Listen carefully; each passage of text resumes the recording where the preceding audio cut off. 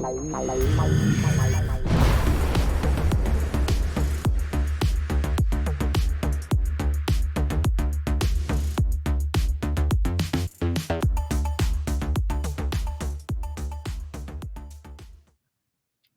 afternoon, welcome, and thank you for attending our 4th annual Top Women in Cybersecurity celebration. I'm Desiree Ross, Vice President and General Manager of Operations for ITWC and this year's event co-chair. Today, we unite to honor and applaud the accomplishments of a few exceptional trailblazers in the field of cybersecurity, but it also showcases the ways we can better work together to empower one another and continue to take professional roles in the digital sector. But before we get started, we're going to take a few minutes to acknowledge the passing of and pay tribute to our fearless leader and CEO, Fawn Annan. We've prepared a video that I believe captures the essence of Fawn's spirit, her inspiring words, and the memories shared with her along this incredible journey. As we watch, let us remember Fawn with love, gratitude, and profound respect.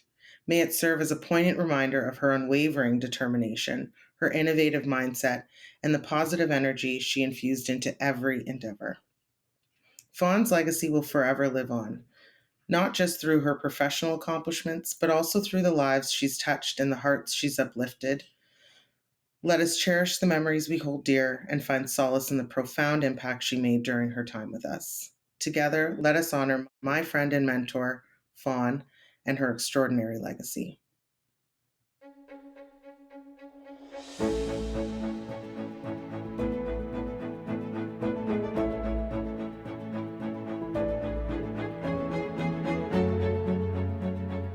I think that all comes down to, especially talking about leadership, is not only knowing who you are, but who you're not. In many cases, who you're not is much more important because that will lead you to wiser decisions.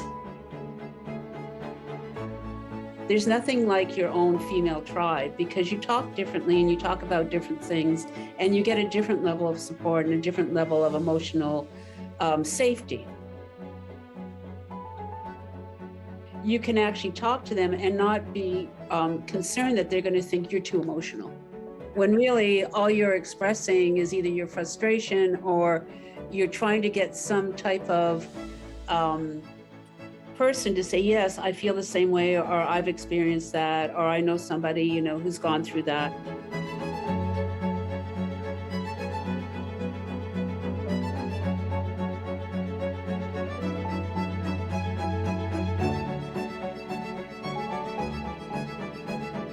When it comes to real big business problems, it's great to talk to another female who has or is going through the same type of problem, because they'll have a different way of looking at it and communicating to you so that you can walk away, not to say that their advice is going to be better than your male counterpart. It's just going to be different and it's going to give you a different perspective. So I think it's incredibly important if you want to stay healthy.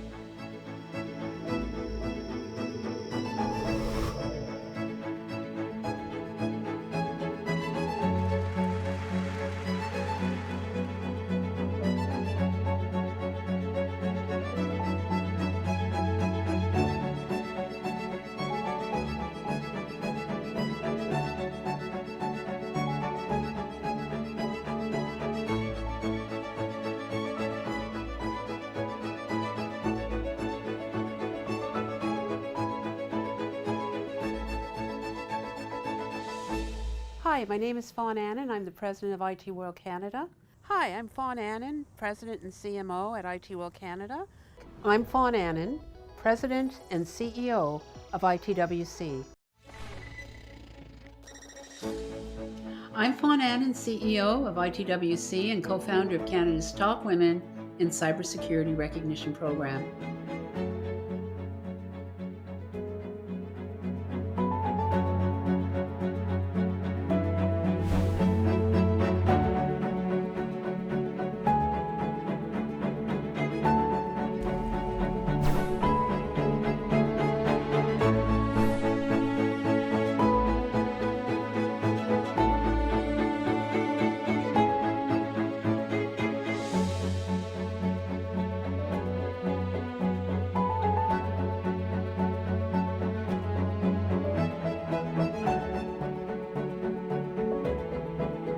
So you have to be dedicated to the change, and technology doesn't make change.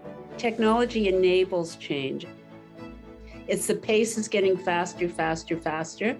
And you gotta take a deep breath, understand that's what's happening, and just go for it. Go for it. Because if you don't go for it, somebody else will do it. You know, you only have so much time on this plane. There's only so much time.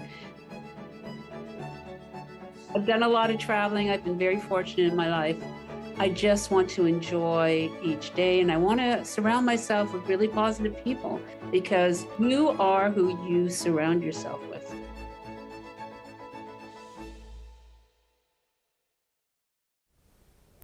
Good afternoon, everyone, and welcome to ITWC's annual Top Women in Cybersecurity celebration. I'm Corinne Sharp, longtime friend and partner of ITWC and co-founder of the WIT Network. The WIT Network is a global organization focused on supporting women in tech on their career journeys and the organizations who truly foster diversity, equity, and inclusion to drive better business results and improved workplace cultures. We have over 10,000 members in over 76 countries with both corporate and individual members, where we offer professional development programs, including workshops, webinars, technical training, networking, and conferences. As this is an event celebrating women's accomplishments, I can't tell you how thrilled I am to be your host as we navigate through all of the incredible keynotes and panels, acknowledging our winners here today. We had a record number of nominations this year, which is a testament to this incredible community of women. Thank you for having me, and I look forward to engaging with all of you in making today memorable and impactful. As we gather here for our 4th year, you, the audience, have a front row seat to celebrate 20 exceptional women who have been acknowledged by their peers as Canada's top women and leaders in cybersecurity. Our honorees represent diverse backgrounds in various industries, spanning both public and private sectors. Who will make it to the 2023 Top Women in Cybersecurity Honor Roll? We'll soon find out. But first, I need to take just 2 minutes to make sure you're getting the best from today's celebration. While most of the conference action takes place on the screen, where I am now, there is a lot to see on the platform. Scroll down and there are downloadable white papers, blogs, case studies, newsletters, and events you can sign up for. To my left, or just below me on some devices, you'll see a live chat box. You can chat with other attendees here, and please do. Be sure, though, to enter your name and check the terms and conditions box to participate. As we dive into today's event, I encourage you to stay engaged by following our live Twitter feed, or should I say X now, and just join the conversation using the hashtag Women in Cybersecurity on any social platform of your preference. Before we proceed, I'd like to express our gratitude to our sponsors today: Cloudflare, Crowdstrike, Okta, and Rubrik, who have made our event possible today. A special thanks goes out to our supporters, the WIT Network, Wizera, and the Canadian Women in Security Forum. Now let's kick off the event by introducing one of today's sponsors, Crowdstrike, with a very special surprise in store. Hello, everyone. My name is Chris Ritz from Crowdstrike Canada, VP of Sales and Country Manager. At Crowdstrike, our customer mission statement says it best: we stop breaches. Crowdstrike is a global cybersecurity leader who has redefined modern security with the world's most advanced cloud-native platform for protecting critical areas of enterprise risk, which includes endpoints, cloud workloads, identity, and data. Powered by Crowdstrike Security Cloud and world-class AI, the Crowdstrike Falcon platform leverages real-time indicators of attacks, threat intelligence, and rich telemetry from across the enterprise to deliver hyper-accurate detections, automated protection and remediation, elite threat hunting, and prioritize observability for vulnerabilities. It is a true security platform for helping businesses of all sizes secure themselves from today's emerging threats. Now let's fuel up the excitement as we are thrilled to announce our gas gift card giveaway, where you have a chance to win free fuel for your journeys. Imagine hitting the open road without worrying about gas expenses. Whether you're planning an epic road trip or simply commuting to work, our gas gift card will help keep those tanks full for the summer. And here's the best part. Simply by attending this event today, you have been automatically entered into a draw for $500 gift card, giving you power to go the extra mile and explore new horizons. Lastly, we want to thank IT World Canada for having us part of this important event. And on behalf of Crowdstrike, let me offer our sincerest congratulations to the 2023 honorees. Thank you.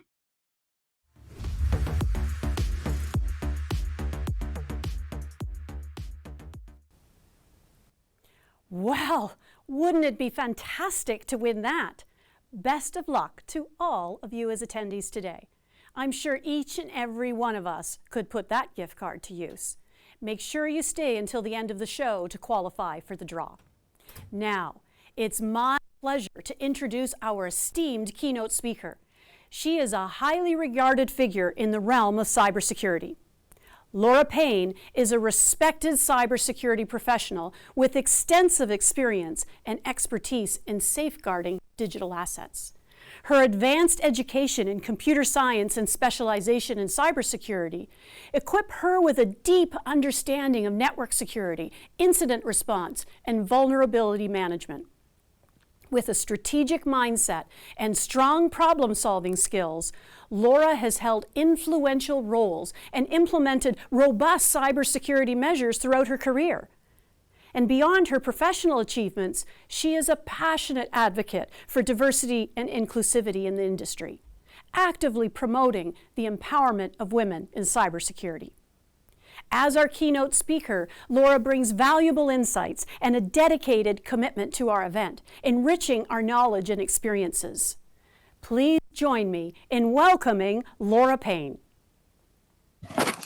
Go ahead, Laura. Well, good afternoon.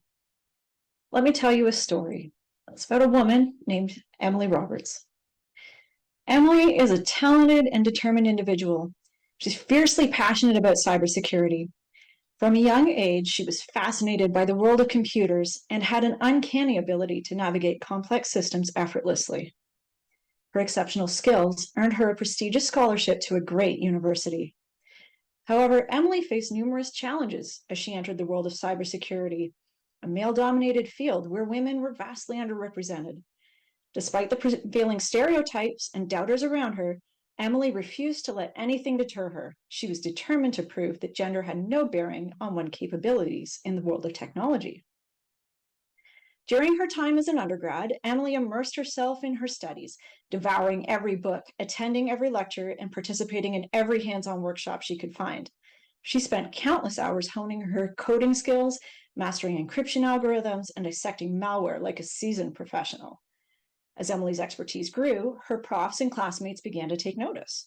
Her ability to think critically and approach problems from a unique perspective really set her apart from the rest. She excelled in her coursework and consistently outperformed her peers, and despite challenges she faced, Emily never lost sight of her goal to make a significant impact in cybersecurity. Upon graduation, Emily was offered a job at a prestigious cybersecurity firm in their incident response team, where she was responsible for investigating and mitigating cyber threats to their clients. On her first day, Emily was assigned to investigate a sophisticated cyber attack on a major financial institution. The attack had compromised sensitive customer data, and the institution was in dire need of help.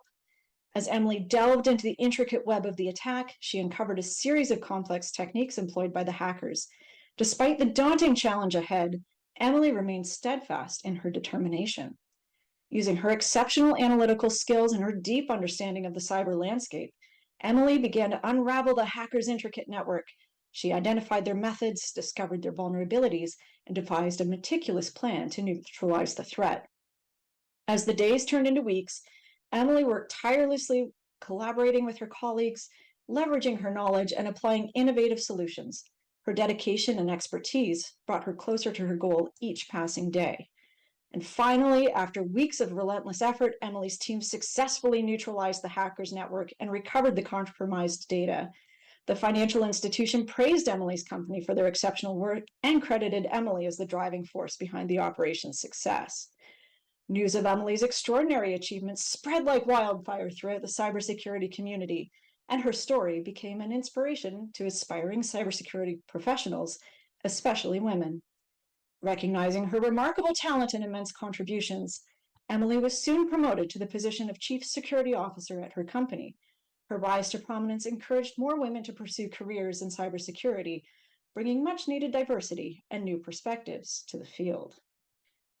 Well, in case you're wondering, who is this Emily and is she for real? Of course, the answer to that is no, she's not real. She's a figment of the collective imagination of the internet. Or more specifically, Emily and her story are a fiction created by ChatGPT when I asked it to write a fictional story about a woman in cybersecurity who surpassed expectations. Now, why would I present a fictional story for a keynote talk at an event celebrating real women and their real achievements? Because when I was looking for inspiration and asked ChatGPT that question, I was surprised both by what it wrote and by how I responded to the story. Let's start with what I think it got right, and I welcome you to think about whether you agree with my points, whether there's anything else I missed as I go through my thoughts. It could make for some great discussion. On the positive side, I'll start with, it clearly had no problem writing the story. There's enough material on the internet about women in cybersecurity that it could produce a piece of work with ease. And second, it did highlight that women in this field are talented, hardworking, and deserving of recognition. But let's look at where things then start to go sideways and why a story like Emily's is problematic to understanding what real achievement in our industry means. As I read Emily Roberts' story the first time, my first reaction was actually to her name, which is really Anglo-Saxon. A few years ago, I had the pleasure to host a keynote panel on women in cybersecurity, and I will never forget the feedback that our diversity panel lacked diversity. And in many ways, it was true. While we had worked hard to find women who represented different stages of their career and different industries, and who were willing to sit on a panel and share their experiences, there was a lot more diversity we could have brought to the table. Fast forward to today, and the nominees who we had for this award, I have to say, it was amazing to see so many different backgrounds represented. Not just the visible aspects of diversity, like ethnicity, but many others as well. It means the world to people looking to enter the field, that they can see trailblazers and have mentors who are authentic examples of people like themselves who have found success. My second reaction was to Emily's story starting from the time she was a young girl and how she was singularly focused on cybersecurity from an early age.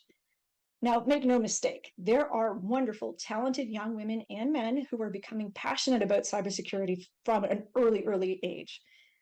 But I would argue the vast majority of security professionals traveled different journeys before starting in this profession, and they are still fabulously successful.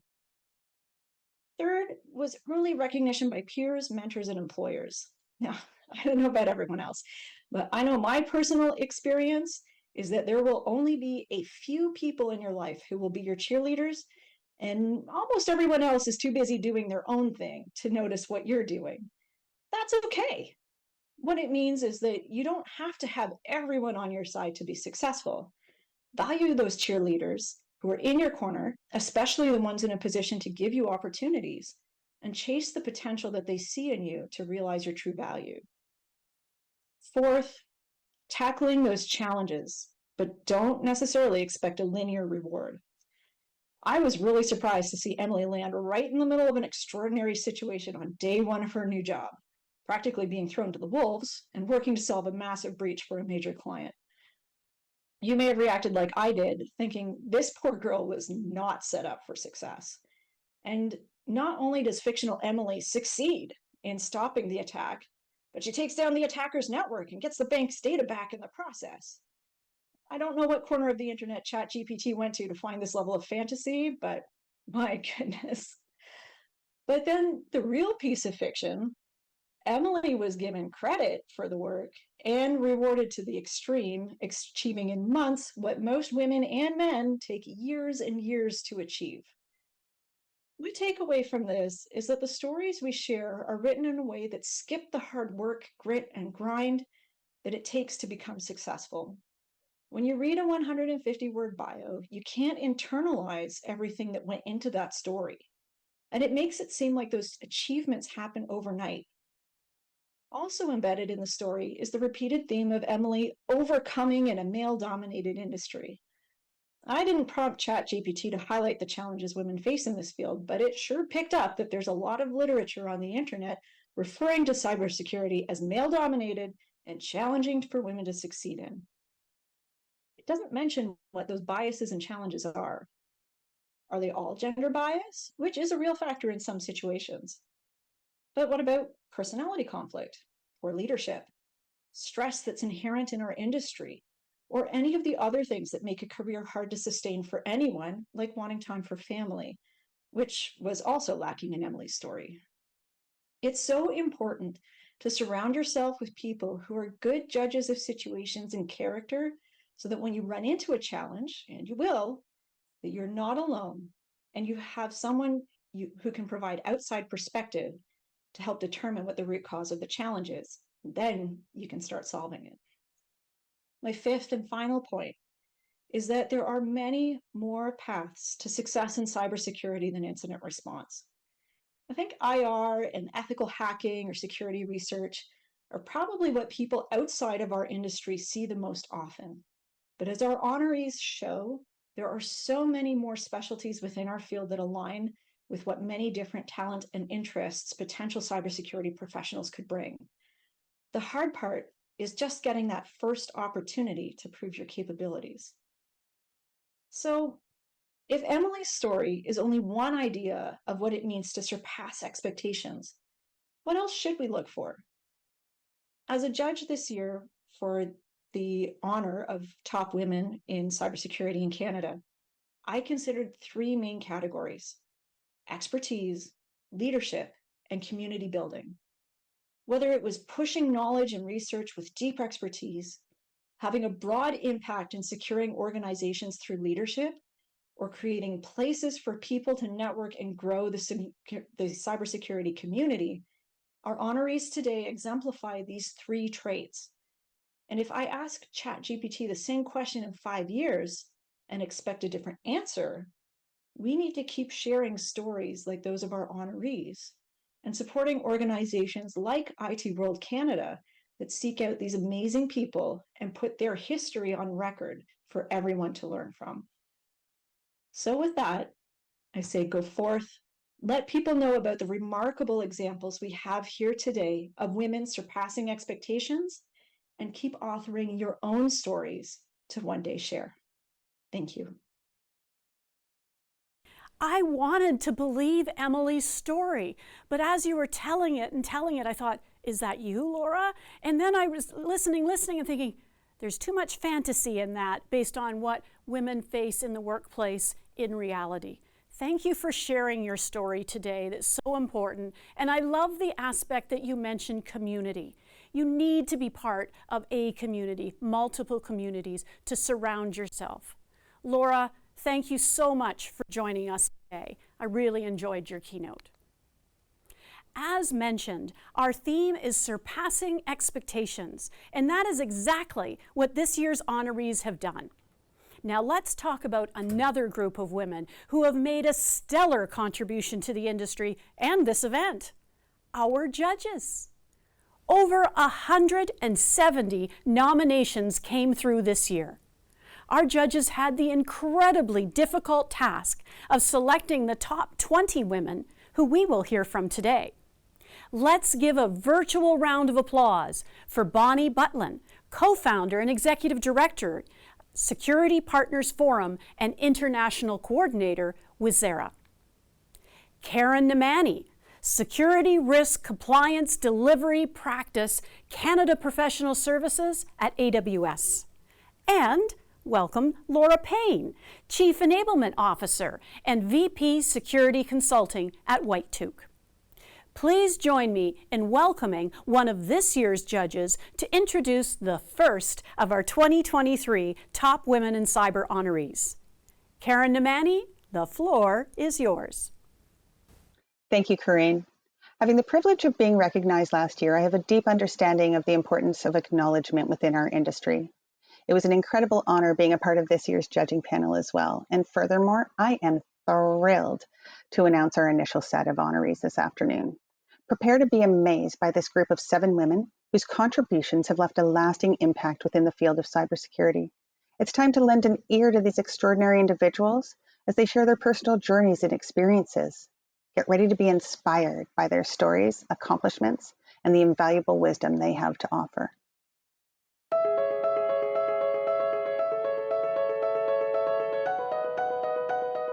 We have the pleasure of introducing Kirsten Turnbull, a senior technical specialist at Microsoft Canada. Kirsten's journey in cybersecurity began with determination and the support of a mentor. Her dedication and passion have led her to overcome numerous challenges and achieve remarkable success. This year was filled with a lot of unknowns, and those unknowns really kind of focused around the orchestration of how do we get back to what we consider normal. We're a team that's distributed across Canada, and most of us have never even met each other. So this year we definitely felt that it was important for us to come up with a new way of working, and what does hybrid look like? And I think that was one of the main challenges for us. Kirsten's insights and expertise have been crucial in navigating these challenges. A lot of security controls have been put in place for assets like laptops and desktops, and even our mobile devices now have EDR protection, endpoint detection and response. But when you start to look at all the devices on the network that don't have the luxury of being able to run these very advanced technologies, you start getting into an environment where your coffee maker is plugged into the internet and nobody's monitoring it. And if I'm an attacker, this is a really good place for me to pivot from, because I know nobody's monitoring the coffee maker. So that's what I mean by visibility, is being able to really get a good understanding of the devices that you're trying to protect on the network. Kirsten's commitment to mentoring and fostering diversity in cybersecurity is truly inspiring. If there's any women or younger girls that are out there that see this, you belong here. There's a need for you here. There's a lot of people that are looking to mentor and foster diversity on these cybersecurity teams. So if I could just reiterate that one statement, it's you belong here. Congratulations, Kirsten.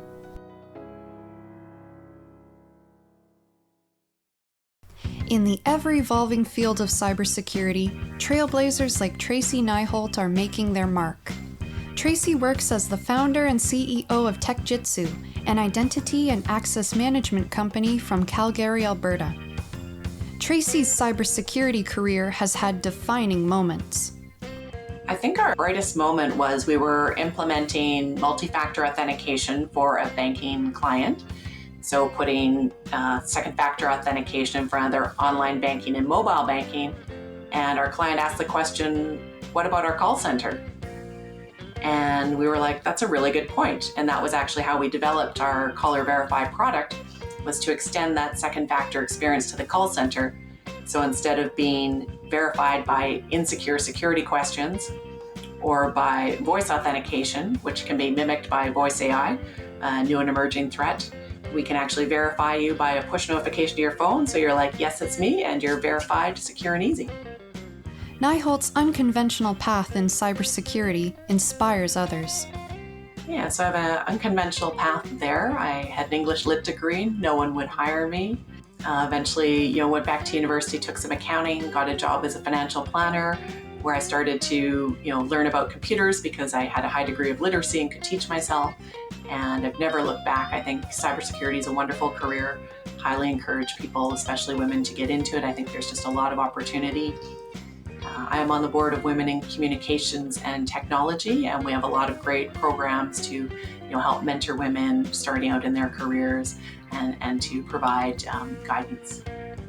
Join us in celebrating the remarkable achievements of cybersecurity leaders like Tracy Nyholt, making a difference in the world of digital protection. Our next honoree is Melanie Anderson, the Executive Director of Cryptographic Security and Systems Development at the Canadian Centre for Cybersecurity. One of the remarkable accomplishments of the Canadian Centre for Cybersecurity under Melanie's leadership is their unwavering commitment to equity, diversity, and inclusion. As a woman working in tech, this is something I'm very passionate about, and I see the results when you have representation at the table, whether that be gender, ethnic background, sexuality. Melanie's cybersecurity journey has been marked by significant moments, including a pivotal incident where she played a crucial role in safeguarding organizations by declassifying sensitive information. This event highlighted the collaborative efforts needed to understand and counter the threats we face. Post-quantum cryptography is really preparing a next generation of cryptographic primitives, algorithms, and protocols to be able to defend against a cryptographically relevant quantum computer. Quantum computers are going to revolutionize everything that we do in our lives. We anticipate that a quantum computer will exist as early as the 2030s, and so we're taking steps now to help people understand what that threat is, to prepare and to plan for that transition, noting that there are a lot of very, very smart people across the globe that are working on this challenge. Where we're looking at how can we develop new standards that are going to be resistant to those quantum threats on classical computer and IT equipment that we use today. Melanie's journey as a woman in cybersecurity inspires others. Be bold, put yourself out there, and know that with the support network around you, you have a lot of other women who really want to help you succeed in this field, and we need more of you. Congratulations, Melanie.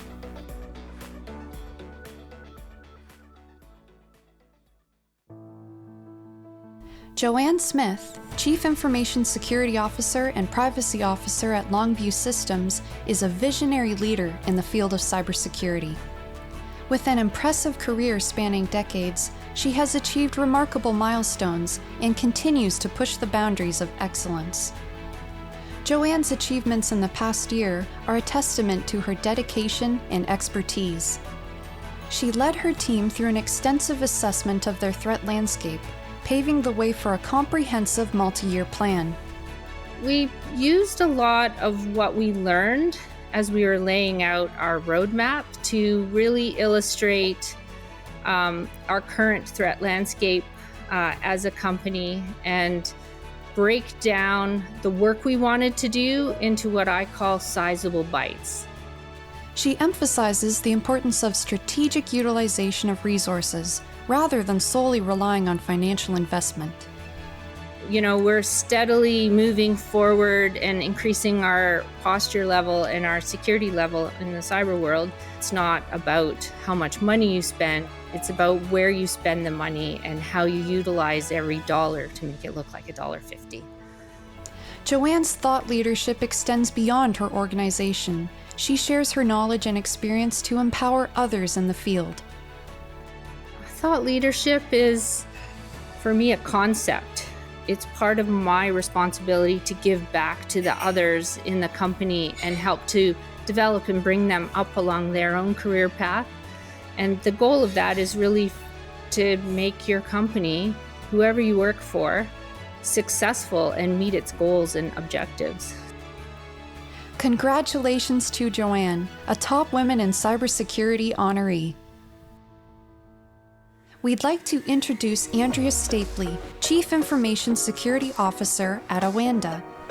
Andrea joined her organization last year and is currently building a security program. Getting the lay of the land, figuring out the organization and the people that you're working with, the teams, requires a lot of collaboration across to build out a security program. And so that probably was a bigger challenge, just getting my arms wrapped around any of the outstanding issues and top priorities that we need to address to build out that roadmap. Andrea says her favorite security tip is all about going back to basics. employee awareness. They are the key to making sure that we protect our data in an organization. And when you see breaches and things that happen, usually you can go back to those basic fundamentals and you can see that human error or something quite simple could result in those breaches or those situations. Just keeping with those fundamentals, I think, is really, really key. Andrea helps shape cybersecurity programs for colleges and universities. She worked with Seneca College to create a certificate program that all students can receive when they graduate. That was a great opportunity to give people in Canada options and help reskill people that wanted to change their careers. Sometimes people just looking to get into the cybersecurity space. And so we really wanted relevant content, making sure that the students that were coming out of that program had really relevant cyber knowledge. So it doesn't take us a year after they've joined with us where we have to train them or retrain them. Please congratulate Andrea Stapley, a Top Women in Cybersecurity honoree. In the dynamic world of cybersecurity, women are making their mark, breaking barriers, and leaving a lasting impact. Meet Dinah Davis, an entrepreneur in residence and board member at the Rogers Cybersecure Catalyst. At her previous job, Arctic Wolf, Dinah played a pivotal role in scaling their engineering team from 15 to over 500 members. Her tireless efforts and leadership helped shape the company's success in the cybersecurity and software development spaces. It's a challenge and an accomplishment because you're leading something you love that's a little bit your baby. Wasn't my baby, wasn't my company, but I was there for so long that certainly the software development team felt a little bit like my baby, and I just have so many amazing relationships there. And so it was a huge accomplishment, but also a big challenge. Since February, Dinah has been working as a startup advisor and dedicating more time to her daughter. She has also become deeply involved with the Rogers Cybersecure Catalyst, an organization she loves for its diverse and impactful initiatives.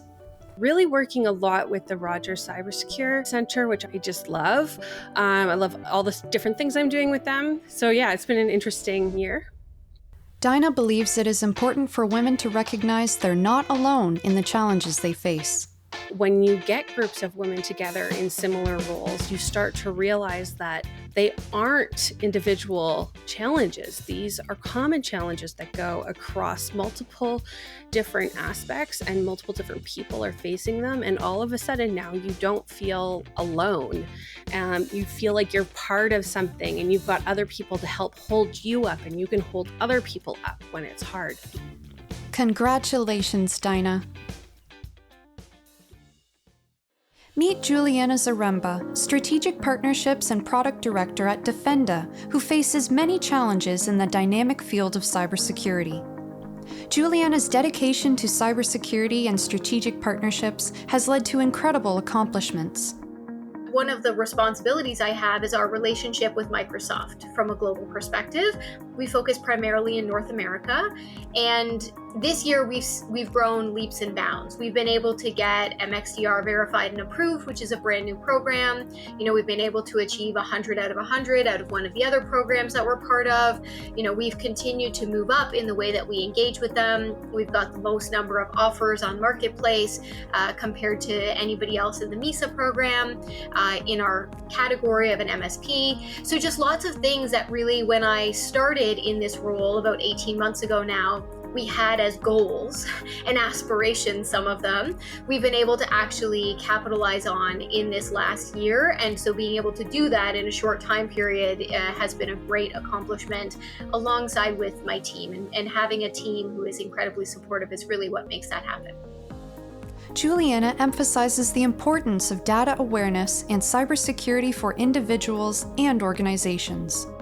And now with the rise in AI, hackers have gotten better at getting access to things and into replicating people's voices or finding out information to be able to act as though they were you. So I just think the best cybersecurity tip for people is be aware. be aware of the data you're sharing and where you're sharing it and how you're sharing things, and then be aware of how it could potentially be used so that you're kind of on guard at any time and you could better spot what might be concerning. Congratulations, Juliana.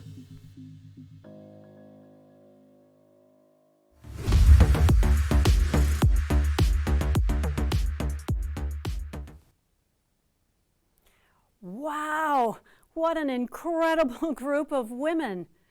Once again, congratulations to each and every one of you on your well-deserved recognition. You truly are awe-inspiring. Up next, we have a fireside chat sponsored by Cloudflare.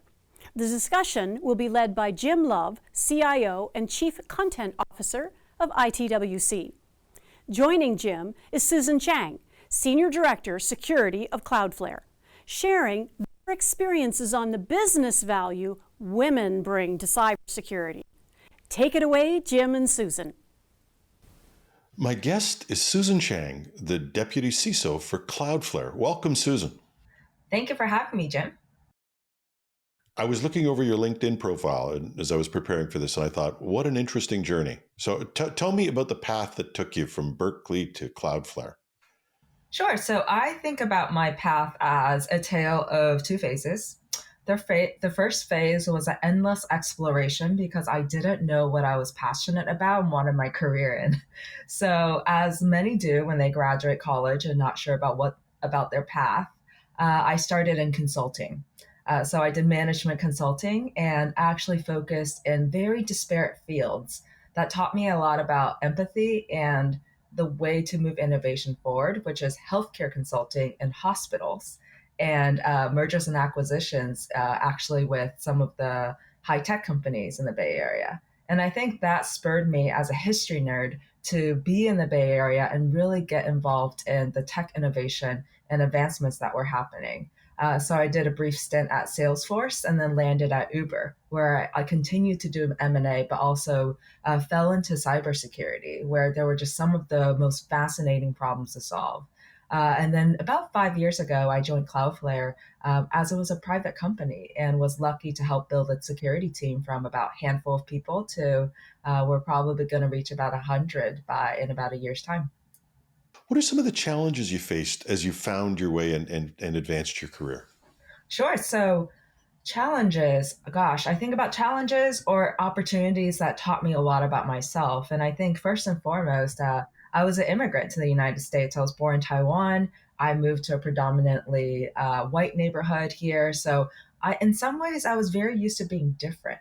And that was always the case in my career, whether it is one of the few females, one of the few people in my age group, or being East Asian. And I think to me, that was originally a challenge, but I found ways in which that empowered me. And I think that's the second thing is, if I were to be honest, and I think a lot of women would also relate as well, is I also struggled with confidence in terms of feeling like I belonged, feeling like I could do the job that people are being asked of me, feeling like I could make myself proud and make the people I care about proud with the work and how I was contributing to them. And I think over time, as I reached success, I kept reminding myself that, hey, you did it last time, so you could do it again. And I think that also comes with, being so lucky to have met amazing people in my career that helped instill that in me when I didn't have that confidence, when I doubted myself, people who, saw my potential before I saw it myself. So you've obviously navigated this path, and I must say, I think very well. Your language indicates the idea that you see it as opportunity. The way the chats we've had before this there. So I think you seem pretty comfortable with this. But as you look back, how does the path or what you've done or where you've gone in your career, how does that reinforce the importance of diversity in companies to you from someone who's had that firsthand experience? What's really interesting is if I reflect back, I was told the opposite to start with, right? Is to minimize your differences, minimize your diversity so that you can fit in and to not stand out. Yet, over time, especially as I got into the cybersecurity field, the very differences make how you do cybersecurity more holistic, more comprehensive, right? So for example, I'll take my company. We have what the industry called freemium model, right? We offer almost all of our services for free to anybody in the world. I love saying, I love sea otters and dogs. So a website called I Love Sea Otters and Dogs can sign up and use Zero Trust, can put Cloudflare in their website. And I think that diversity of customers really helps us have almost one of the most comprehensive views of different attacks, different trends on the internet. And I think that translates to internally to a company as well, right? If you hire, 10 people that have put in the same solution at their prior companies, it's much harder for them to think outside the box, right? Because it's so much easier to do what you've done before. But bring 10 people that have done different things, that, there might be a little bit more friction up front as you talk through the pros and cons, but that's going to give you a much better solution because it ends up challenging each other at every critical decision point. Yeah, yeah. And people who know me know that Fawn Annan, who was our CEO for the longest time, and I were totally different people, but the challenge of and the wonder of having somebody else who has different skills and different ideas is just an amazing strength for a company. Yes, and also, we are all going to make the wrong decisions. And even when we make the right decisions, over time, they may turn out to be wrong in a different place, different environment. And so we need people to challenge us. We need customers to challenge us. We love hearing from customers and hearing, oh, hey, I'm using this and I'm getting the entirely different experience. So I would love to solve this problem. And that's actually how we think about it internally as well is, it's really cool to be on a security team at a security company because you get this opportunity to think about how could I solve this in a way that I haven't been able to before and inspire the product engineering teams at my company to do it, right? And so that actually just really that hands-on exploration part is really what drives this curiosity into security. And I think that curiosity is what is also necessary, right? Security is not one of those things where you look at a rule book and you check the box and go through it. You really need that creativity to solve problems, to stay ahead of the adversaries. Yeah, follow your curiosity. What a great piece of advice. And I know it's always terrible to ask people, giving advice to other people, but I think it is fair to ask, what's your advice to other women who are trying to advance their careers? What could you say to them that would help them along?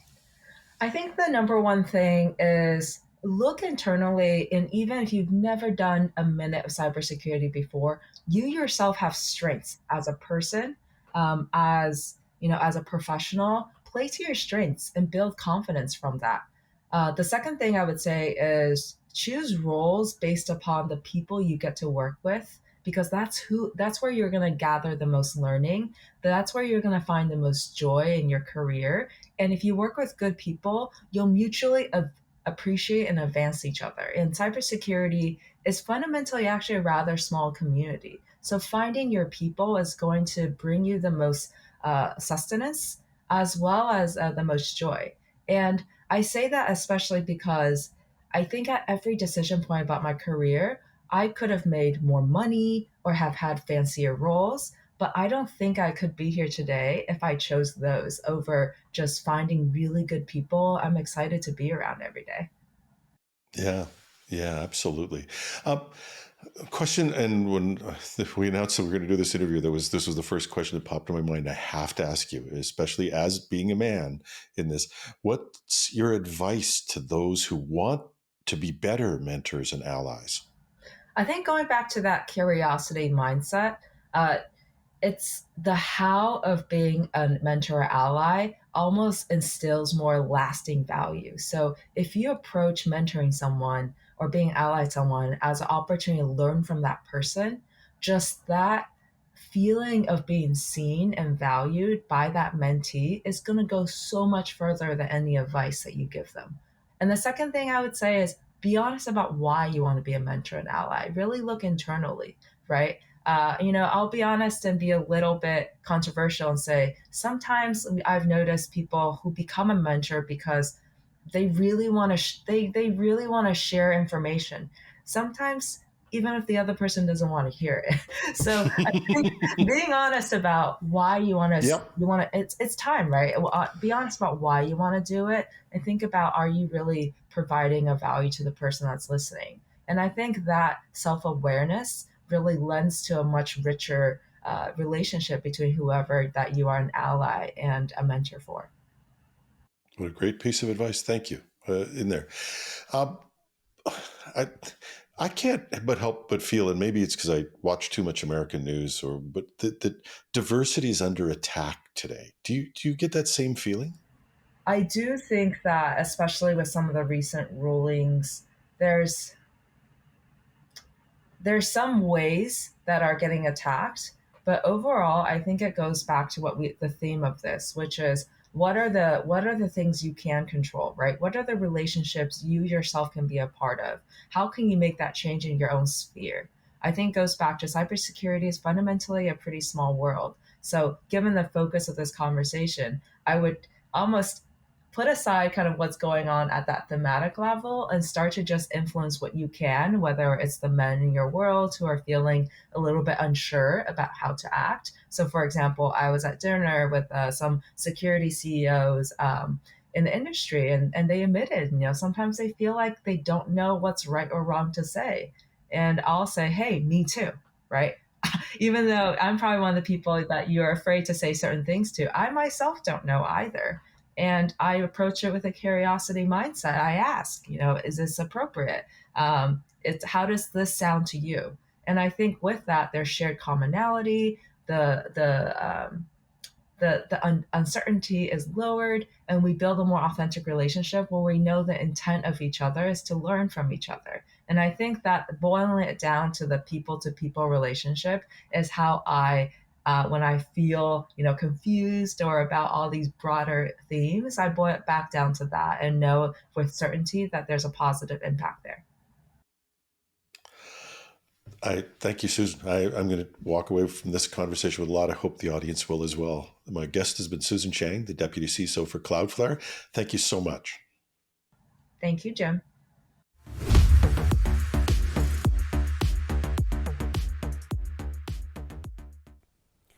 Thank you, Jim and Susan. Susan, I love that you referred to your career journey as an endless exploration, and that you now feel you don't have to minimize your diversity and differences. You're a role model and a leader for others who may feel now how you once felt. So thank you for that. Stories from the conference are available in the ITWC network of publications, and videos of all the panels and presentations will be available for on-demand viewing on the platform tomorrow. And remember to share your thoughts on Twitter and social channels using #WomenInCybersecurity. Before we reveal our next round of honorees, we have another message from one of our sponsors. Please welcome Manjuri Kaura from Rubrik with yet another surprise. Hi, I'm Manjuri Kaura, Regional Director for Western Canada at Rubrik. Rubrik is a cybersecurity company, and our mission is to secure the world's data. Last year, on average, IT and security leaders dealt with a cyber attack every single week, and the problem is only getting worse. In fact, experts are predicting that in the next 10 years, ransom attacks will strike every 2 seconds. Organizations need to assume that breaches will occur and be prepared for them. That's where Rubrik comes in. Rubrik helps organizations save their data from cyber attacks, including ransomware, with a data security solution designed for cyber recovery. With Rubrik, you can secure your data with air-gapped, immutable, access-controlled backups, continuously monitor your data for ransomware, sensitive data, and indicators of compromise, and surgically and quickly recover your data while avoiding reinfection. To learn more about Rubrik, visit our website at rubrik.com. We are thrilled to announce our airline gift card giveaway, where you have a chance to win free flights for your adventures. Imagine jetting off to your dream destinations without worrying about airfare. Whether you're planning a thrilling getaway or visiting loved ones, our airline gift card can help you take flight and make unforgettable memories. Here's the best part. Simply by attending this event today, you have been automatically entered, into a draw for a $500 airline gift card. This card empowers you to go the extra mile and explore new horizons from high up in the sky. We want to express our gratitude to ITWC for including us as part of this important event. On behalf of Rubrik, let us extend our sincerest congratulations to the 2023 honorees.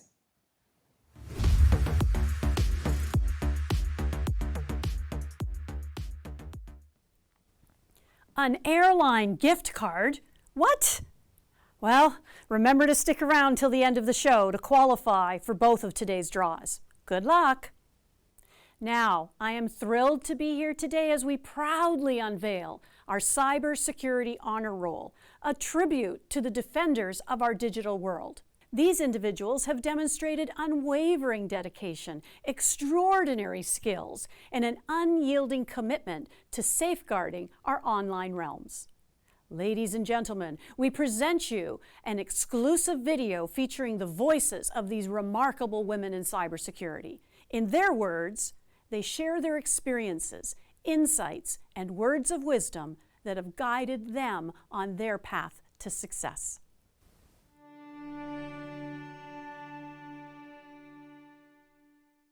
Meet Elaine Hum, Director of Cybersecurity Partnerships at Scotiabank in Toronto, Ontario. In her time as director, Elaine has had to deal with many challenges, particularly with the cybersecurity talent shortage. Especially as cyber attacks and threats are becoming more complex. In order to stay ahead, we really need skilled cybersecurity talent. So I am building a diverse cybersecurity talent pipeline. So how do I do that? I form partnerships with academic and non-academic institutions and to help fulfill our immediate and long-term needs. Elaine is passionate about volunteering and sharing her story to uplift other women in cybersecurity. You know, I actually really love this quote by Audrey Hepburn, and it says, "As you grow older, you will discover that you have two hands, one for helping yourself and the other for helping others." Because my cybersecurity journey was really not an easy route. So given the fact that I don't have a university degree and a full college degree as well, but I managed to climb the ladder to reach to where I am today. And I think, there's so many different pathways and journeys and, sharing that and with others and trying to inspire others. And so this is where I volunteer. I volunteer as a mentor and a coach. So I have two individuals I mentor and coach, and I just love it. Congratulations, Elaine.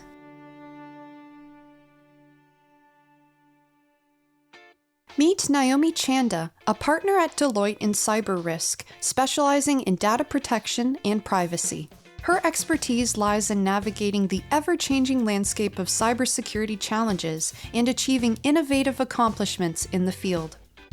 When I think about some of the challenges in the last year, I think a lot of them are really based on what we're seeing in the space that I operate in data protection and privacy, in terms of the pace of change. So the pace of changing regulations, changing expectations of customers, citizens, patients in terms of how they'd like their data to be handled, but also the pace of change around the use of data. When it comes to larger amounts of data being used, storage, the processing of data, the use of AI, all of that is adding complexity. So I think those have been some of the key challenges in this space, to be able to find the right types of solutions and sustainable solutions and scalable solutions to meet those challenges. But I also think that's what makes the space exciting. Naomi says that her career is so fulfilling because of the opportunity to be creative.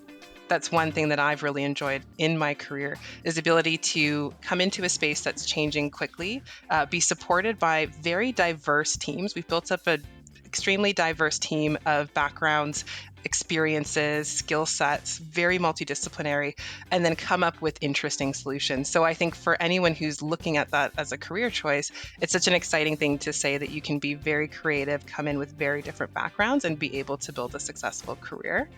And I think the other thing I would mention is it is a space that feels like it's only growing in importance and as a foundation for all of the things that organizations cross industry are doing and that our governments and our citizens are doing. Congratulations, Naomi. Meet Adjoa Adu, Security Coordinator and Tech Advisor for the Federal Government of Canada. Canada, we are very active and involved. We support a lot of our partner countries. We are very active in terms of support that we give, and sometimes you get caught in the crosshairs. So obviously the conflict right now happening in Ukraine, we did have a lot of cybersecurity challenges in terms of that. So that was huge, but huge accomplishment is I work with a lot of great people. We have a lot of great cyber talent here in Canada and within the government, and just the teams that we have and their dedication to keeping Canada cyber safe. I'm really proud of that. Before her time with the federal government, Adjoa came from an education and international development field. And for me, when I transitioned into IT and specifically IT security, I realized that, wait a minute, it all connects, because I discovered the world of cyber diplomacy and cyber citizenship or cyber safety, the advocacy that is needed there, capacity building, and opportunities for digital inclusion. These are all things that just resonated with me. Throughout her career, Adjoa has dedicated herself to creating a supportive and inclusive community. A lot of women that are in other fields have a certain skill set that is very useful to cybersecurity. So for me, the more we can evangelize and really talk about what we do and show how it actually integrates with so many aspects of our lives, I think we can get a lot more women into this field. And I think we can really, really push for the diversity and inclusion conversation to go beyond just a number we're trying to fill, and actually show how dynamic our Canadian talent is. Congratulations, Adjoa. Meet Major Jessica F. Ballanger, a division commander at the Royal Military College of Canada who transitioned into the world of cybersecurity and made a significant impact.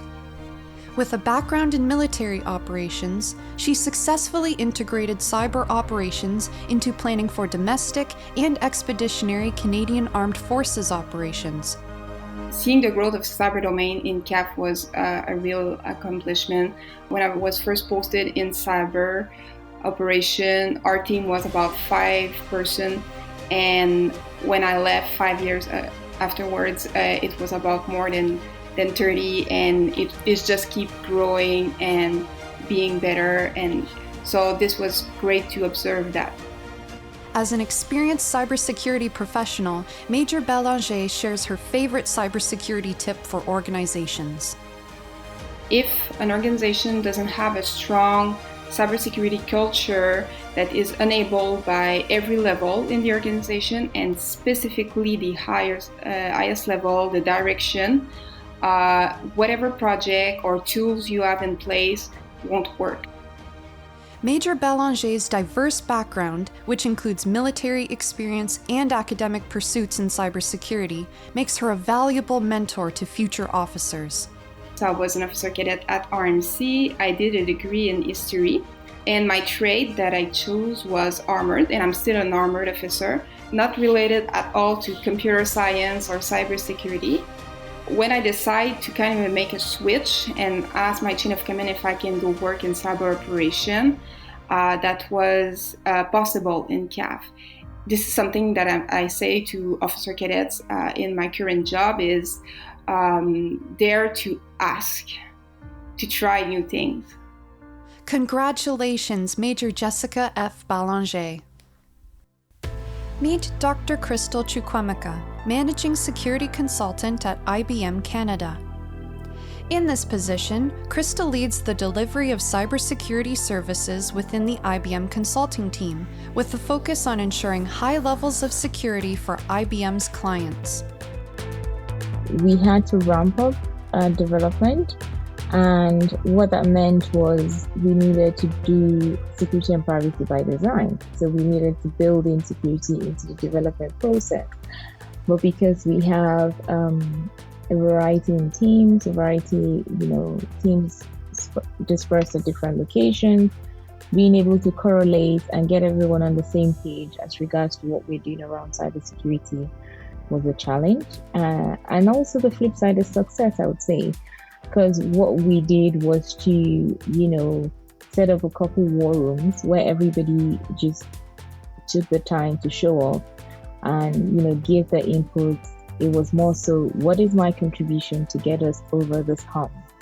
And we were doing that, and we've managed to get ourselves to a good place to meet our targets. So that's been amazing to finish that. Dr. Chukwemeka's journey in cybersecurity has had defining moments that shaped her perspective. I think a key moment was that transition from doing on-prem security to doing security across borders, across geographical regions. In addition to my position, we have supply chain pipelines, we have third-party contractors that we work with, we have even just the data subjects, people who use our services, just thinking globally about that. I think that was a pivotal moment for me in my career trajectory. And it's really been the backbone of my success going forward. Congratulations, Dr. Crystal Chukwemeka, on being a Top Women in Cybersecurity honoree. Meet Yunez Kerbelut-Kurt, an associate professor at Polytechnique Montreal. With her expertise in space communication systems, she has tackled challenges and achieved significant accomplishments in the field of cybersecurity. So I have been working on space communication systems, starting with the stratospheric platforms with high altitude platform stations, going up to satellite mega constellations. Now we are trying to extend it beyond satellites towards the near space communications. Now the challenges here is, first of all, to define the expected architectures, and also, in addition to that, identify the possible security challenges. Yunez's career journey has been shaped by her education and experiences. Her decision to pursue her studies in Canada has led to a fulfilling career in cybersecurity. Yunez believes that the future of cybersecurity lies in collaboration and breaking down the boundaries between different disciplines. From the cybersecurity perspective, it's actually one word but includes a number of disciplines, and each discipline looks at their own specific problems. For example, there's communication security, there's network security, there's information security, and most of them are, of course, well-established fields, but the interactions between them are rather limited. So in the future, to be able to come up with real secure solutions, secure by design solutions, we should remove these boundaries between these disciplines and make it coherent between all of them. Congratulations, Yunez. Meet Laura Everston, Head of Strategic Business Development in Cybersecurity at RBC in Toronto, Ontario. In the past year, she's been dedicated to guiding her team and community towards a future of cybersecurity. For this year, some great accomplishments around how do we secure our talent pipeline for Canada in the future. So really pleased with the work that we've done with the Toronto Metropolitan University and the Catalyst program, the Cybersecure Catalyst program at TMU. And that was launching the CyberStart program, which is a online gamified learning curriculum for high school students. And we've had overwhelming response from 3 provinces in Canada where the program was launched, in Ontario, BC, and Alberta. Great response from the students and educators, which is vitally important. Laura's passion for making a difference goes beyond her professional achievements. Unplugged is something I am extremely proud of launching at RBC. The goal of Unplugged is to bring about mindfulness awareness and the tools and resources that are available to our staff and our employees across the organization. I think specifically in the context of cyber, this is vitally important. We work in an extremely stressful environment where it's a little bit unique in that we're constantly under that threat or that stress of the next incident or the next attack. And I think mindfulness just brings about that ability to pause and take a breath and ultimately look after yourself and your mental health. Congratulations, Laura.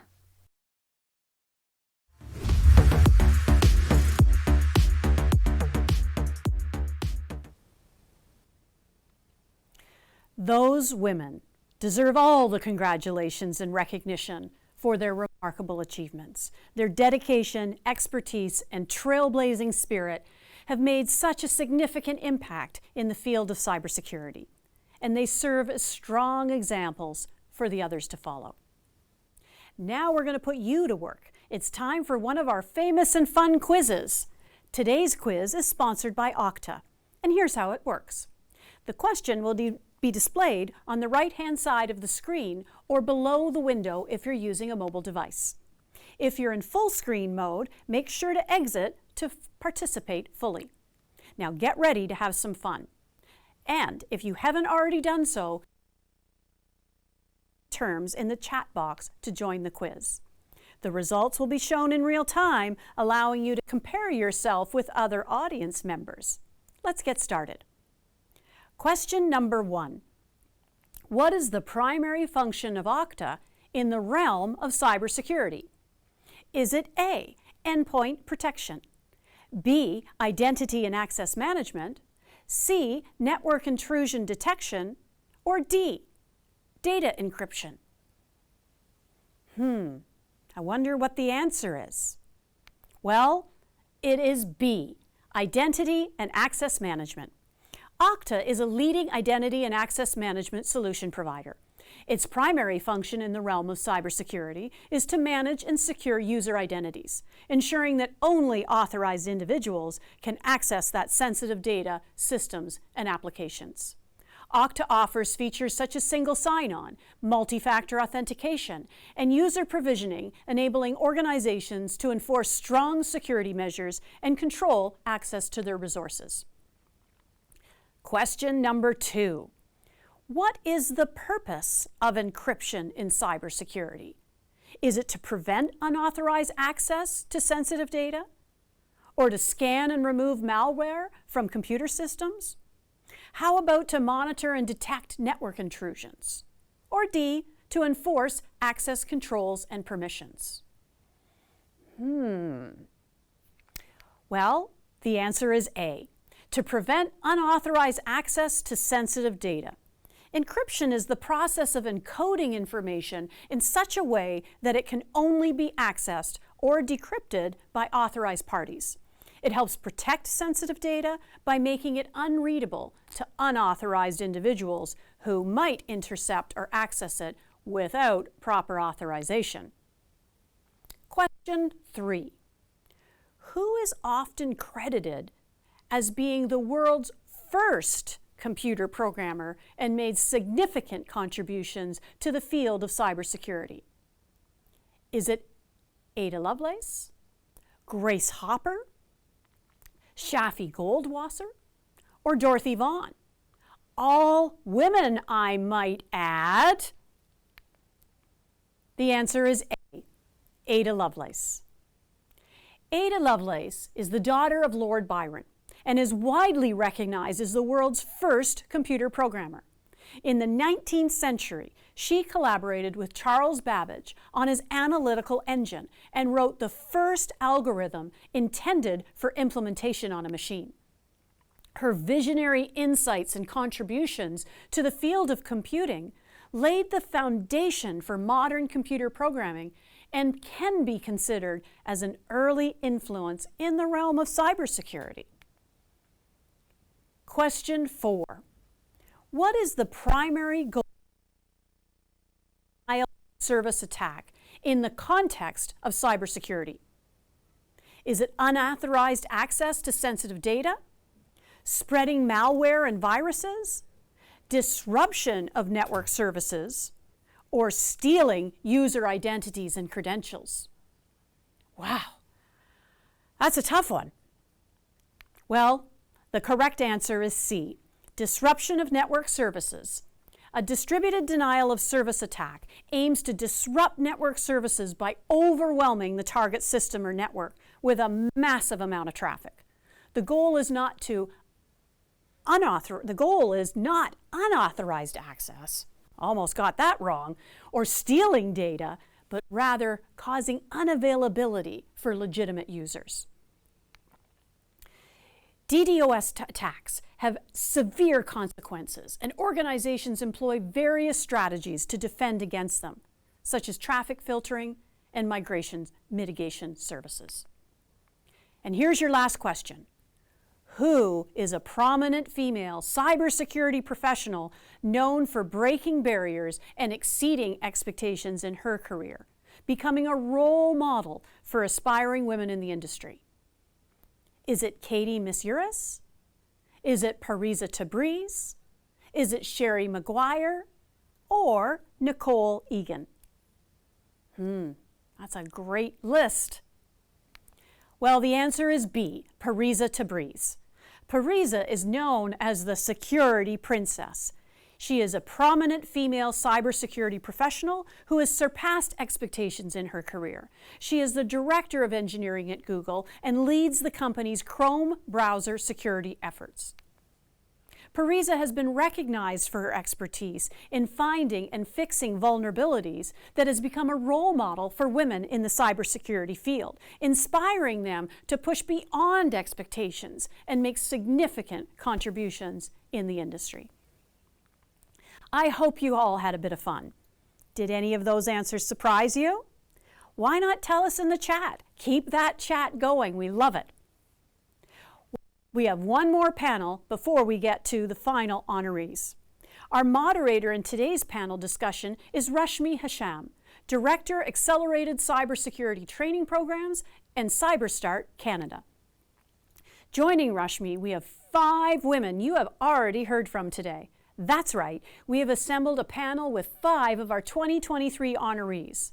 And our panelists today are Andrea Stapley, Chief Information Security Officer at Awanda; Elaine Hum, Director Cybersecurity Partnerships at Scotiabank; Melanie Anderson, Executive Director, Cryptographic Security and Systems Development, Communications Security Establishment at the Canadian Centre for Cybersecurity; and Juliana Zaremba, Strategic Partnership and Product Director at Defenda; and finally, Tracy Nyhold, Founder and CEO, TechJutsu.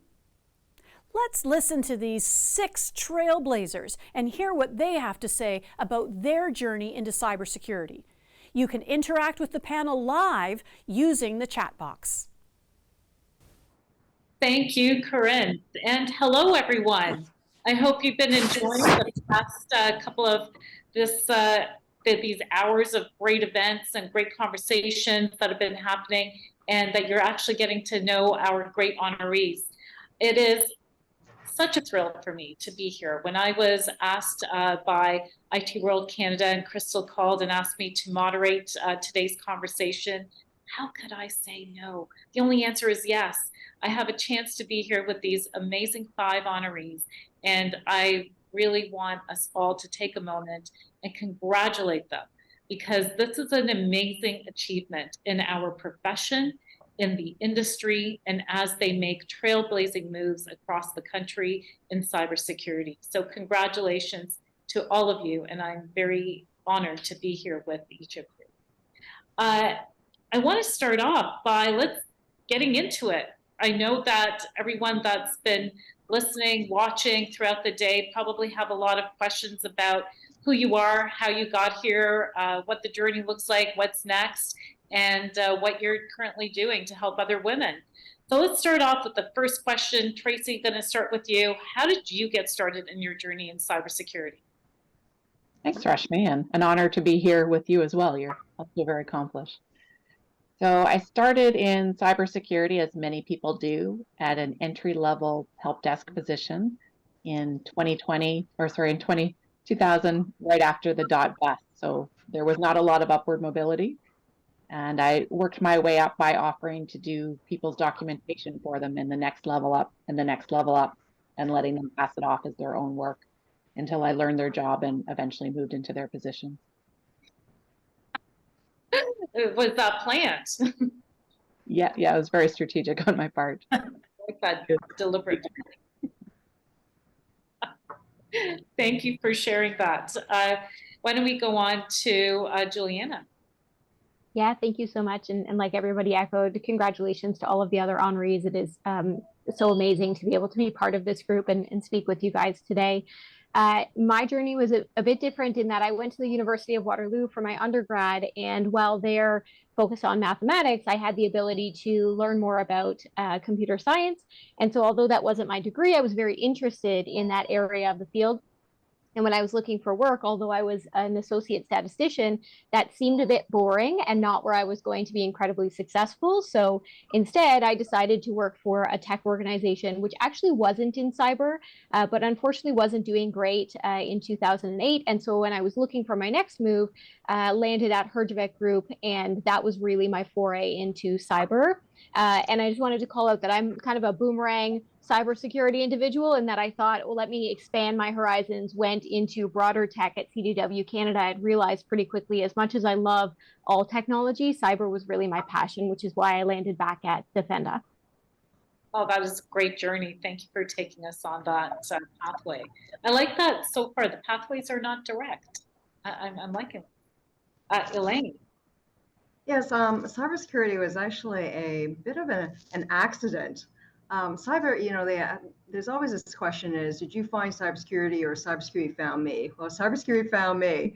I actually worked in at the Canadian Bankers Association, and basically really started my journey as moving as an admin assistant, and kind of moved up in a managerial role, and then took on this lovely group called, which is Cyber Group, came on, and my boss asked me, hey, you're going to be facilitating this group. I didn't even know what this group was all about. So it's all these CISOs around the table from all the banks. So I was asked to sit on this committee and facilitate them. So that's where it kind of all started, and it really from there I learned a lot from them, and I never looked back, and I really cybersecurity became of interest to me. And that's really how it all started. Sounds like from this journey that cyber found you at the right time. Yes. Thank you. Melanie, how did you get started on your cyber journey? Thanks very much. Just want to start by saying congratulations to everyone. This has been such an inspiring event. So excited to be part of this. And thank you, Rashmi, for moderating this exciting panel with all of the amazing women we have here. For me, my cybersecurity journey was not linear either. In high school and kind of elementary school, I always did music. And so I learned how to play piano, and I sang a lot, and I did a lot of public speaking things because I always loved being creative, did drama and all those things. And so because of the music and the logic that I learned learning music theory, I ended up being very good at math. And so I was drawn to math and sciences. And so when I was going into university, I was thinking, should I go into classical singing, voice, or do I go into computer science, because they were recruiting women at the time. And so I chose computer science because I was like, well, maybe this tech thing could be super cool. And so that led me to doing my computer science degree at the University of New Brunswick. And we had a woman who was the dean of the program at the time. And I was really inspired by her. And she did a lot to raise other women up around her. And so I'm very grateful for her. We're still in touch. Her name's Jane Fritz. She's amazing. And so that led me to actually CSE.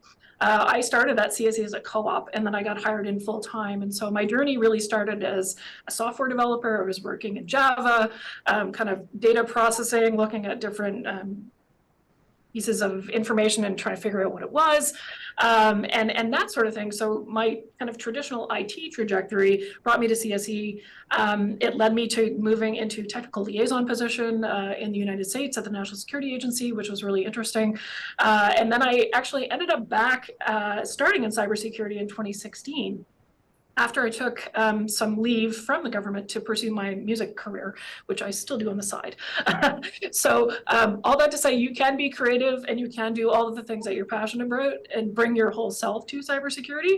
And since then, I've been really fortunate to take on roles like cyber incident and threat reporting. I was the manager of that section for a while. Then they moved me into cryptographic systems development, which was new for me because I do not have a background in cryptography, but my computer science journey had led me to that. And now I'm the director of cryptographic security and talk to people about the quantum threat. So super interesting, very nonlinear path, but really happy to be here. Thanks. Oh, thank you for sharing. I'm really enjoying the non-linear path and the interdisciplinary backgrounds that everyone is coming into cyber. This is very exciting for me, and I'll share in a minute as to why. But and Andrea. Yes, thanks for having me, and congrats to everyone. What a great event for all of us to be together today and inspire each other. So I started my career in security out of high school, actually. I needed to pay for university, and so I found a job at Bank of Montreal in their cryptographic services team. At the time, you know, great job for a student to land. I had no idea what I was getting into. And so I kind of fell into that career, really. And through my journey, I've done most of the security jobs across all the domains, building security programs for Bank of Montreal, also TD Bank and Sun Life, Rogers, and now at Owanda. And it's been a great journey. You know, everything from architecture to engineering to operations and forensic investigations. Probably my favorite role, most exciting role. And through that journey, you know, learning on the job, doing the certifications, learning from the vendors about all the technology so that we could architect those systems and protect the banks. So throughout my journey, I've just learned, you know, lots of training that the organizations would provide that helped us be successful. So it's been an interesting journey. And then through that, when I was having my children, I took 4 years off to put that operations. I was running an operations team at the time, and as most of you all can appreciate, that's very difficult to do with young children, being up all night in the cyberspace. And so I took the 4 years off, which was wonderful, and then went back into the roles again once I was ready and my kids went back into school. So that part was an interesting journey, and you know, in my cyber career for sure. Thank you so much for sharing, Andrea. I think, you know, as I'm listening to you, and I'm hoping that women who are thinking of the career in cyber or thinking of their next pathway, they're seeing the interdisciplinary sides that you all have brought, and whether, you know, the meandering road and all the experiences that you've gained during that journey, and how it's brought you to this very fulfilling and impactful career that you've led. And Andrea, you brought up the part that I think many women have considered is integration of family into a career that is very demanding. And you spoke of that so well, and making a choice and still returning back. And I'm hoping that provides encouragement for other women to be able to look at that model that you've set forward as, you know, you can continue to be a woman in cyber and be a mother and be the opera singer and continue down these multifaceted lives, and not feel that whatever cyber has projected, that we have to embody that seriousness or the darkness that cyber may have. So thank you for sharing your experiences. Let's move on to the next. I want each of you to think about an experience where another woman stood up for you or helped you during your career. So take a moment to think about that, because there's always one somewhere. And we'll start with Juliana. Yeah, I'm actually going to follow along the thread, that Andrea just left about being a mother. So I'm fortunate in that I have two little ones at home, a 3-year-old and a 10-month-old. And I've actually asked my assistants not to join me today. But the world that we live in today does allow me to be involved in this industry and do my job and work with people while being able to be at home with my children, which I know was not a possibility in the past. And so I definitely don't take that for granted. I'm fortunate. But back to your question, it's also only possible because of the people that I interact with, the people that I work with, be it my colleagues or my partners, or some of our customers as well, all of whom are just so incredibly understanding and supportive. And I know, I was expecting my first when the world changed during COVID and we were all sent home. And at the time I was working with an external consultant for a big project we were doing in my former role. And she was talking to me about how she had decided to have children and come back to work early. And it was a debate I was having, and we were talking about at home and what would make the most sense for our family. And part of that was just my passion for my career. It wasn't, no one's forcing me to choose when I would want to come back. I just love what I'm doing and working with the people I'm working with and being involved in cyber. And I was struggling with how do I keep up with it and how do I still be present for my family and still experience this new role that I'm going to have as mother. And this individual spent a lot of time talking with me about what it looked like for her. And that was a number of years ago. And then also referred me to some other people who had similar experiences, maybe not necessarily in cyber, but definitely women in tech, who went back at varying different times. And being in Canada, we're fortunate that we have a lot of opportunity, right? It could be up to 18 months. It could be this time I did as little as 2, but then I was able to work remotely part-time. And my team fully understood that some days I answered at 3 a.m. when I was awake with the baby because I happened to be the brightest at that specific moment on that day because I was like wide awake. And just having those opportunities really meant that I could lean in to being who I needed to be when I needed to be that person throughout the day. And without that one individual, while I was questioning what I should do and the world was drastically looking different from what I expected when I was going to bring my first child into the world, if I had not had that, I don't think I'd be as confident in the decisions I made and we made as a family. And I wouldn't feel like I was able to do it and be as successful as I have felt being both in that mother role and as well as continuing in my roles here at my former organization.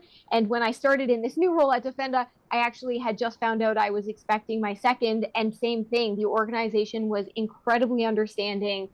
Even though I was brought on to start a new area of the business, there was never a question or concern about how I would do that, while also bringing forth somebody else into our family. So I just think that I thank anyone who openly speaks about what that path looks like, because I agree with you.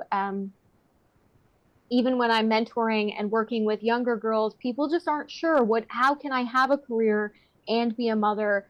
I'm not an opera singer. I definitely would never try, Melanie, but I love that story. Just being able for each of us to pursue our own passions and then bring our whole self to everything that we do, I think is really crucial.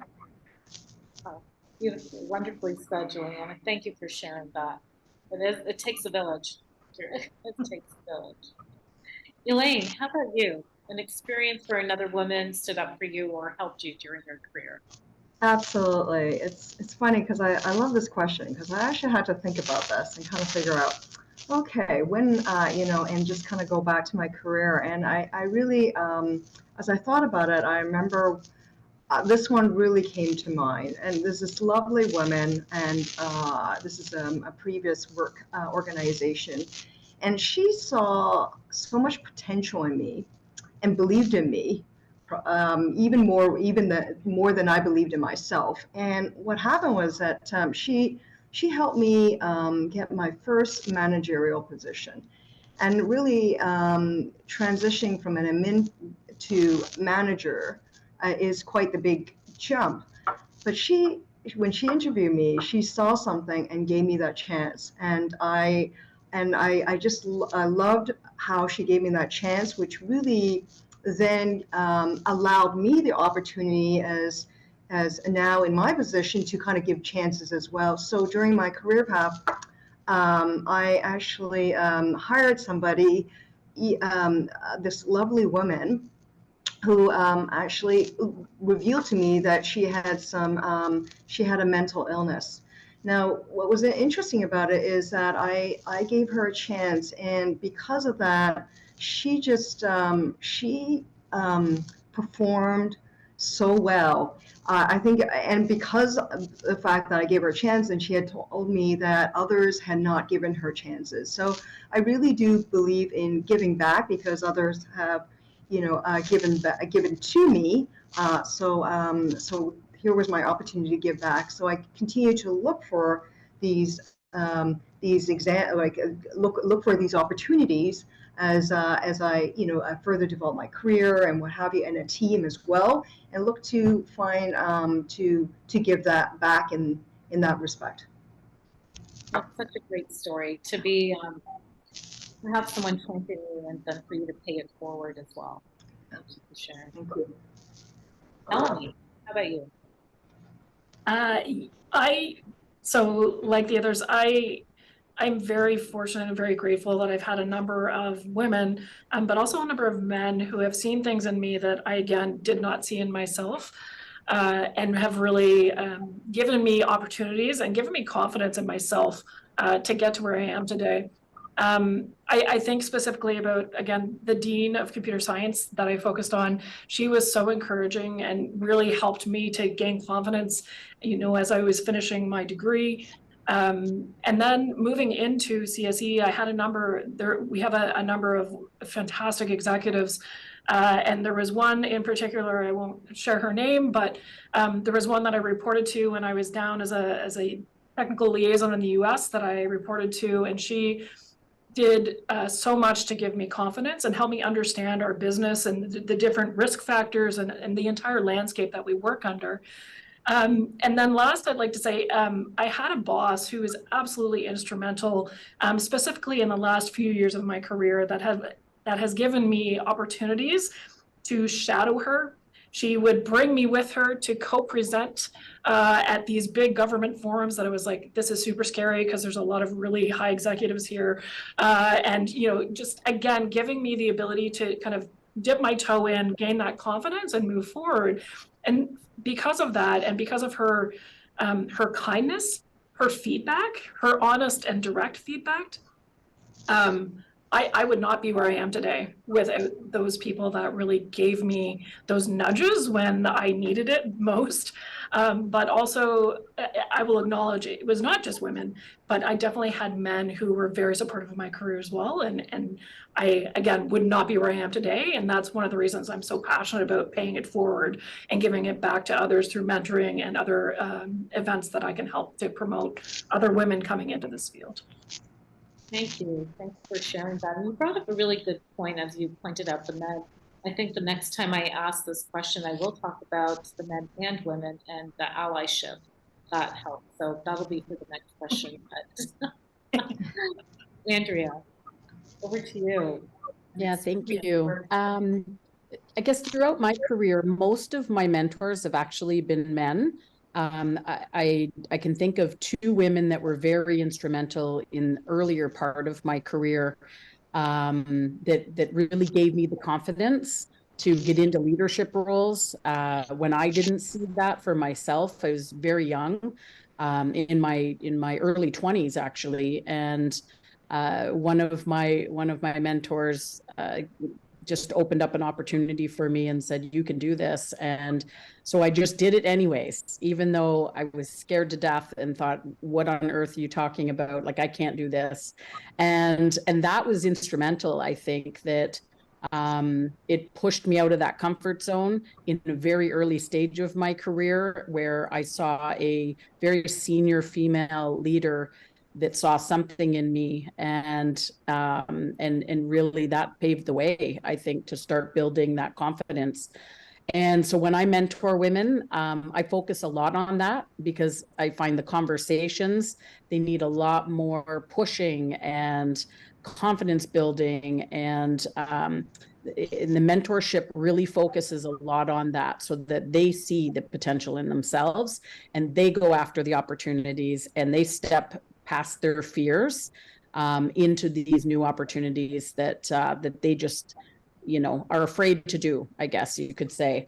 And so I've been, like many others on the panel, I've been very blessed with many male mentors throughout my career. Every job that I've been in, I've been very lucky to have great bosses and great allies and peers that really, really help support. And so I've been blessed in my career with lots of great mentors.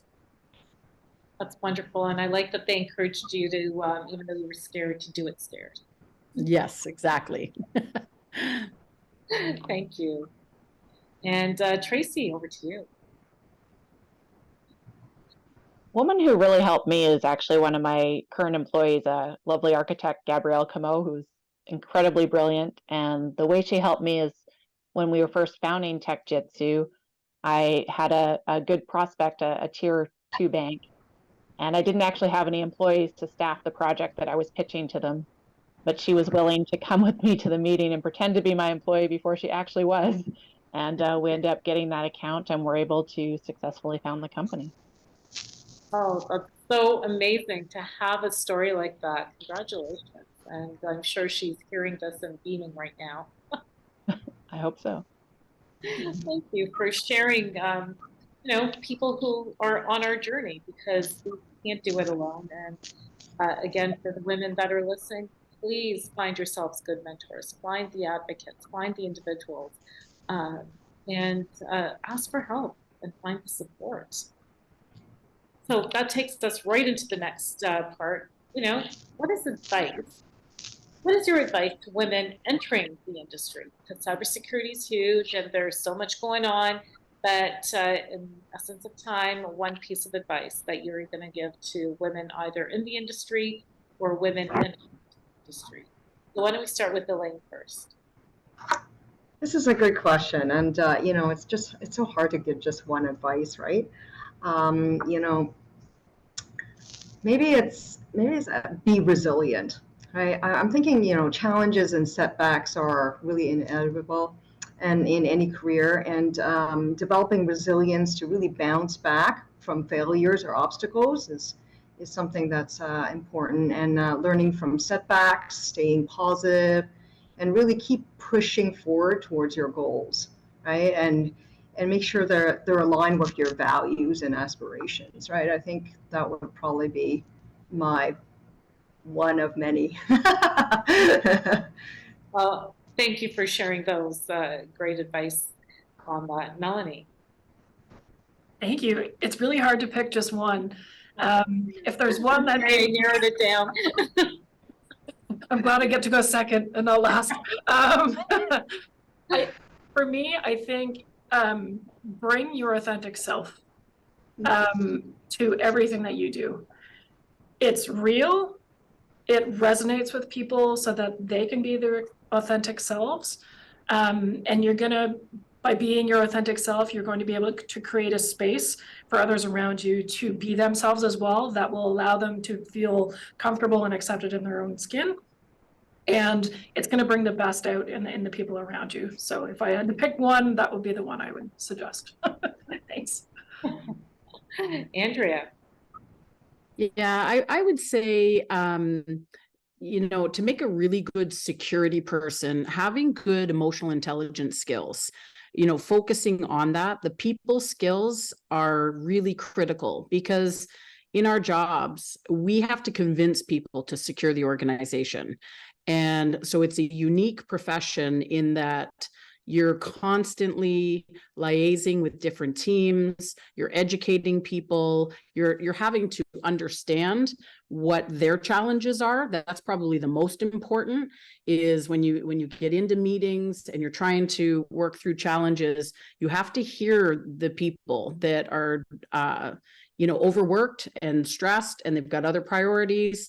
And as a security professional, you have to help them, help to enable them and move away barriers for them and support them in order to get your job done. So it really requires some exceptional emotional intelligence skills to do well in this industry. And those people skills are, I think, critical. So nicely said on EI and emotional intelligence and the focus on it. If we don't. Yeah. And thank you. Tracy. I'm going to build on Elaine's advice of being resilient. The way we get to be resilient is to be brave. So there's a lot of research that boys are socialized to go on the playground, fall down, skin their knee, and get back up, whereas girls are socialized to be perfect. So we need to let go of being perfect. We need to take risks. If you fall down, just get back up. That's one thing that martial arts really taught me, because you get thrown down a lot. There's not the end of the world. You can just get back up and get back in the game. So be brave. I like that. Be brave, do it scared. We're hearing similar themes coming through. Juliana. Ditto. Being at the end is very hard because I love what everybody said and had a lot of similar thoughts. But I think, you know, what I have found even through mentoring and my mentor has helped instill in me is that if you find what you're passionate about, then it's easier to do all the things that everybody just talked about, right? You'll show up as your authentic self.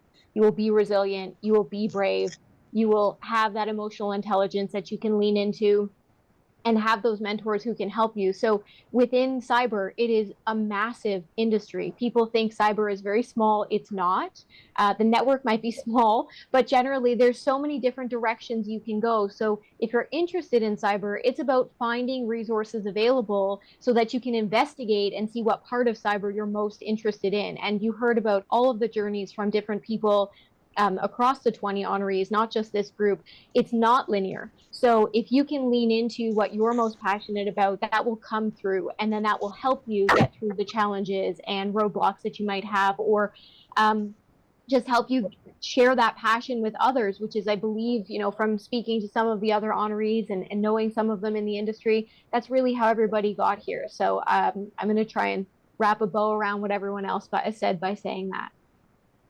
It's also true. The power skills, human skills, and middle skills, I believe, like all of that, we need to focus more on and appreciate what we bring and not hide it away, because I think women, we possess many of them.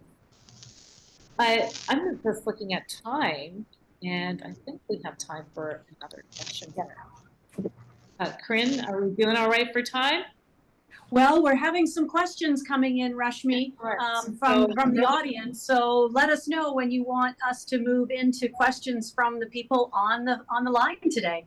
All right, I have one last question for the group here, and then we're going to go really quickly into those questions, if that's okay. Or if you prefer, Corinne, I'm happy to, let's take the questions from the audience.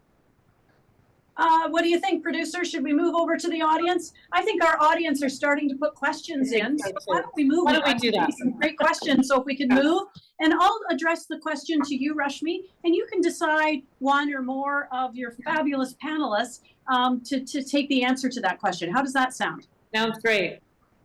Okay, well, we'll move in. Thank you for those that have put questions in the chat, and let us know if you have more. The first question I think is really interesting. How do you change the perception on cybersecurity, on a cybersecurity career, from what might be perceived by some as dull and dark to fun and interesting? Ooh, all right. I'm playing like get to choose the panelists here.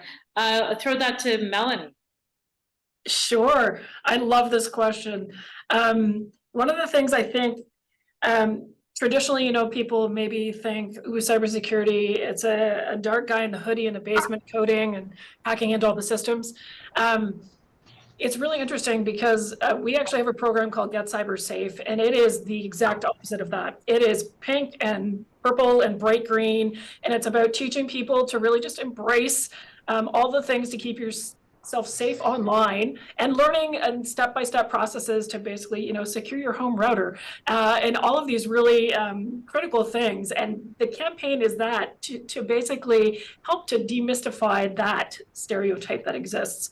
And so I highly encourage people to check it out. It's fun. I actually just posted a sea shanty that they wrote for a phishing campaign last year, which was hilarious. And I, as a musician, I just loved it. So I think one of the things we need to do as a collective is to really share our stories and help demystify the fact that it is not just that person sitting in the basement in a hoodie that the movies portray. And I think we need to help change the entertainment industry to change that image as well. So the very fact that we're here today talking and sharing our stories, I think is hugely important. And I specifically wore my pink blazer because I'm a woman and I work in cybersecurity, and I'm going to wear pink for that very reason, right? We need to change the narrative there, and we all can help collectively do that together. And it's so important because you all talked about having mentors, having role models, being a role model, being a mentor to others, and that just helps change those perceptions for sure. Next question, and this is an important one too, and that is any tips or recommendations for someone who is trying to transition into cybersecurity? And Laura talked about this. If you're looking for somebody with 10, 15, 20 years of cyber experience, that's one thing, but there's lots of people with lots of tech experience or other forms of transitionary skills who may want to get into this very important field of work, particularly women. Rashmi, who would you like to guide this question to? Why don't we ask Andrea? Yeah, so for this one, I'd recommend if it's somebody that's got a job in a big company or in any company, if they have a cyber team, reach out to that team and do some job shadowing. We often have a lot of that. And that's how we find some of our great new employees is we sit with them and they're shadowing what a day in the life of a cybersecurity person looks like across the various teams, whether it be our security awareness teams, whether it be architecture, the engineering roles, the exciting investigations and operations roles. And really, we encourage people to do that in the organization.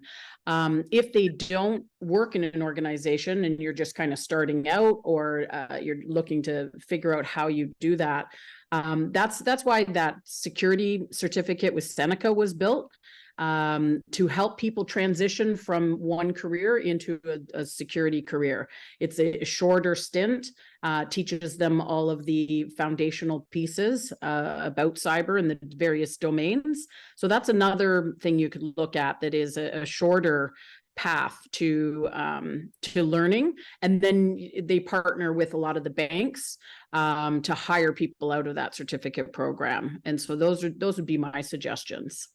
I love that. So not only just the education path that's available for people to go take, but also within your own organization. So for those leaders that are watching today, why not create an internal internship within your cybersecurity team and ask people who are interested in pursuing that and allow them to work with your existing employees and experts in that field, because that's a great way to find other people, including women, who are interested in cybersecurity. Okay, one final question from our audience today, team, is that what other mentorship programs that those that are interested or just transitioning into cybersecurity can look into signing up? So not only mentorship programs, but maybe those amazing communities out there. We've been talking about community a lot today. Rashmi, who would you like to guide that question to? How about Juliana? Thank you. It's a great question. I think, we're fortunate in the digital world that we're all joining today from various places across the country. So I'll keep that in mind. I obviously know my locale a little bit better, but reach out to find somebody who is a mentor in your locale or one of the honorees who is, I'm sure they have resources that they would love to share. I mean, Melanie spoke about what the government provides. That's obviously available to everybody and is online. And I think that's a great way to start. From a local perspective, I'm, in and around the GTA space, and I'm involved in some of the facilities that we have here in Hamilton, Ontario, which is where I'm local. And I can tell you, we have very hyper-local programs available for people from all different ages and all different demographics, where individuals like myself and some of my peers will lean in and be part of them to provide some of that mentorship and provide you direction for things that we've learned about. Obviously the WIT network is another really amazing opportunity to join as an individual, or your organization might be looking to join, and that might be another great way to support some growth across the organization. And then I can't not talk about the Catalyst if Roshmi is here. I was fortunate that I was able to meet, the first cohort and was part of some of the work the Catalyst did recently. And so again, from a local perspective, the Catalyst is an amazing program, and it's very much like what Andrea was just talking about from a Seneca perspective, but is built specifically for women who are looking to do leadership in cyber. And some of the individuals you will meet in a program like that are just immeasurable and will help you continue to grow separate from just the program itself. So I know that those types of things exist in other provinces, and I think that's really where I would urge people to lean in and find out what you could have locally available to you to meet in person or virtual, be it a formal program like the Catalyst or something that's maybe a little bit more informal that will help you get started. I love those answers. There are so many amazing organizations out there to support women. Technical organizations, community network organizations, local, national, global, federal. And so it really is up to you as our audience. If you're looking for that community, that network, you're looking for a mentor, those are the types of communities where you're going to find your mentors, your role models, your allies, your sponsors. Well, ladies, thank you so much for being part of our panel today. Rashmi, thank you for being an expert moderator. It was a really great discussion. I loved all of the stories that you shared and shared with our audience today.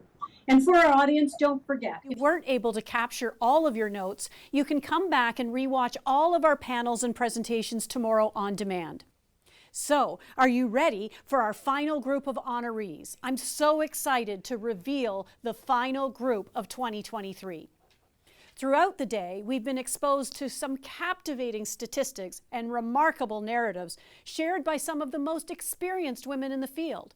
If there's one overarching theme that resonates, it is imperative to forge our own paths to success. Opportunities are not simply handed to us. Rather, we create them for ourselves and then extend them to others.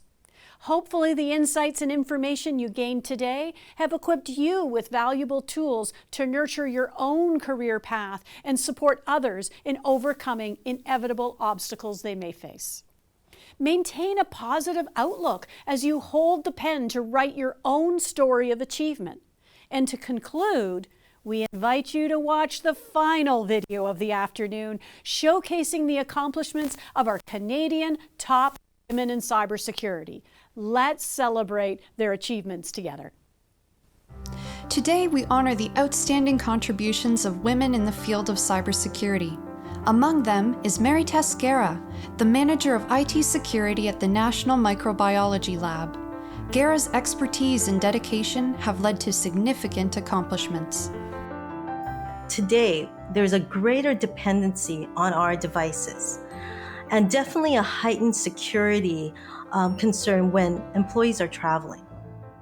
So we've made strong efforts in making sure we strike a balance between security, convenience, and safety. And this has been a positive impact with our employees. Recalling a significant moment in her cybersecurity career, Mary-Tess discussed the challenges she faced as a woman in a male-dominated field. I recall one time while I was attending a security event, a presentation, I was immediately stopped at the door, telling me that this was a closed event. I then showed them my valid ticket. This really resonated with me and encourages me to try to improve the gender imbalance and gender perception. Having this honor confirms my belief that this is where I belong. Encouraging women in cybersecurity, Mary-Tess advises not to be discouraged. Cybersecurity offers so much opportunities. So if there is a woman out there who wants to get into this field, don't be discouraged. You know, there's many resources, and there's also women like myself that are there to support you. Thank you to one of our top women in cybersecurity honorees, Marie-Tess Guerra. Meet Louise Dandano, Vice President of Cybersecurity Operations at Scotiabank, Toronto. Reflecting on her career, Louise highlights a pivotal moment when her expertise in technology operations seamlessly transitioned into cybersecurity. The methodology around technology incidents and how you document those incidents, how you follow up on root cause, how you handle the practice of incident and problem and change management in technology was really adaptable into the cyberspace and has made me quite successful in terms of how we as an organization and myself, how I think about and work through incidents in the heat of the moment. Louise predicts an exciting future as artificial intelligence becomes more prominent. I think that if you leverage AI in order to utilize it for the good that it can have, which is, what should I structure my presentation? How do I communicate with the business better? And ask AI all of the questions that we as technology/cyber professionals are not great at. That's going to be one huge benefit. I think that we will be able to better speak to the business. So that's a huge thing. Louise concludes by emphasizing the value of diversity in cybersecurity teams. The more that you bolster your team with not just the good old straight fashion deep dive tech folks, the more that you can build up your team with a diverse pool of capabilities, the better I think that we will be as a community over time. Congratulations, Louise. Meet Jennifer Valesu, a Doctor of Engineering and Cyberlytics candidate at George Washington University in Washington, D.C. As a renowned expert in artificial intelligence and machine learning, Jennifer has played a pivotal role in the development and implementation of sophisticated AI models that we benefit from today. I work primarily with large language models. So I was fortunate to be part of a team that many things you get to see today and experience from a ChatGPT perspective. I was fortunate enough to be a part of that experience, and that step change, once in a lifetime is what it's being termed as, once in a lifetime or once in a generation, as step change in artificial intelligence as we move to large language models. Jennifer's accomplishments extend beyond her professional endeavors. She's dedicated to making cybersecurity accessible and less intimidating for everyone. There are cybersecurity elements for everyone. And so I'm really excited as a woman to hopefully make it a little less intimidating, that you can see yourself. If you have an untraditional background, you can go into cybersecurity and have a fulfilling career. But also if you're not particularly interested in making a full-fledged career, having elements of that into your life. Being aware of your information and how it is online, knowing your rights and how to protect your information. How can you avoid becoming a victim of fraud, or your computer being hacked, or your email. Those are basic foundational literacy in cybersecurity that I hope to encourage everyone to at least be excited to explore. Congratulations, Jennifer. Meet Daisy Vora, a partner in cyber risk at Deloitte based in Toronto. Daisy's impact goes beyond her professional achievements, as she has played a pivotal role in addressing cybersecurity challenges in the public sector and higher education. My recent work has been related to providing a cyber monitored environment in a shared manner. What I mean by that is some public sector organizations, even universities, are smaller in size, and they cannot really afford the full service that a Deloitte or any other managed service provider would provide in terms of cyber monitoring, right? And what we are actually coming up with is a way to share that service across different organizations so that it's more cost effective. Learning the importance of empowerment and growth is a crucial stepping stone in one's cybersecurity journey. Yeah, actually, I have a message to all the women aspiring for careers in technology and cybersecurity, and that would be, first of all, to believe in yourself.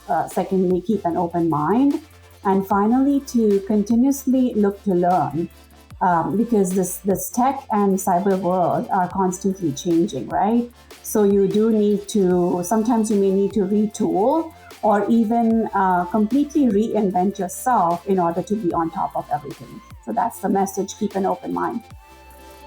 Congratulations, Daisy, on being named a top woman in cybersecurity for 2023.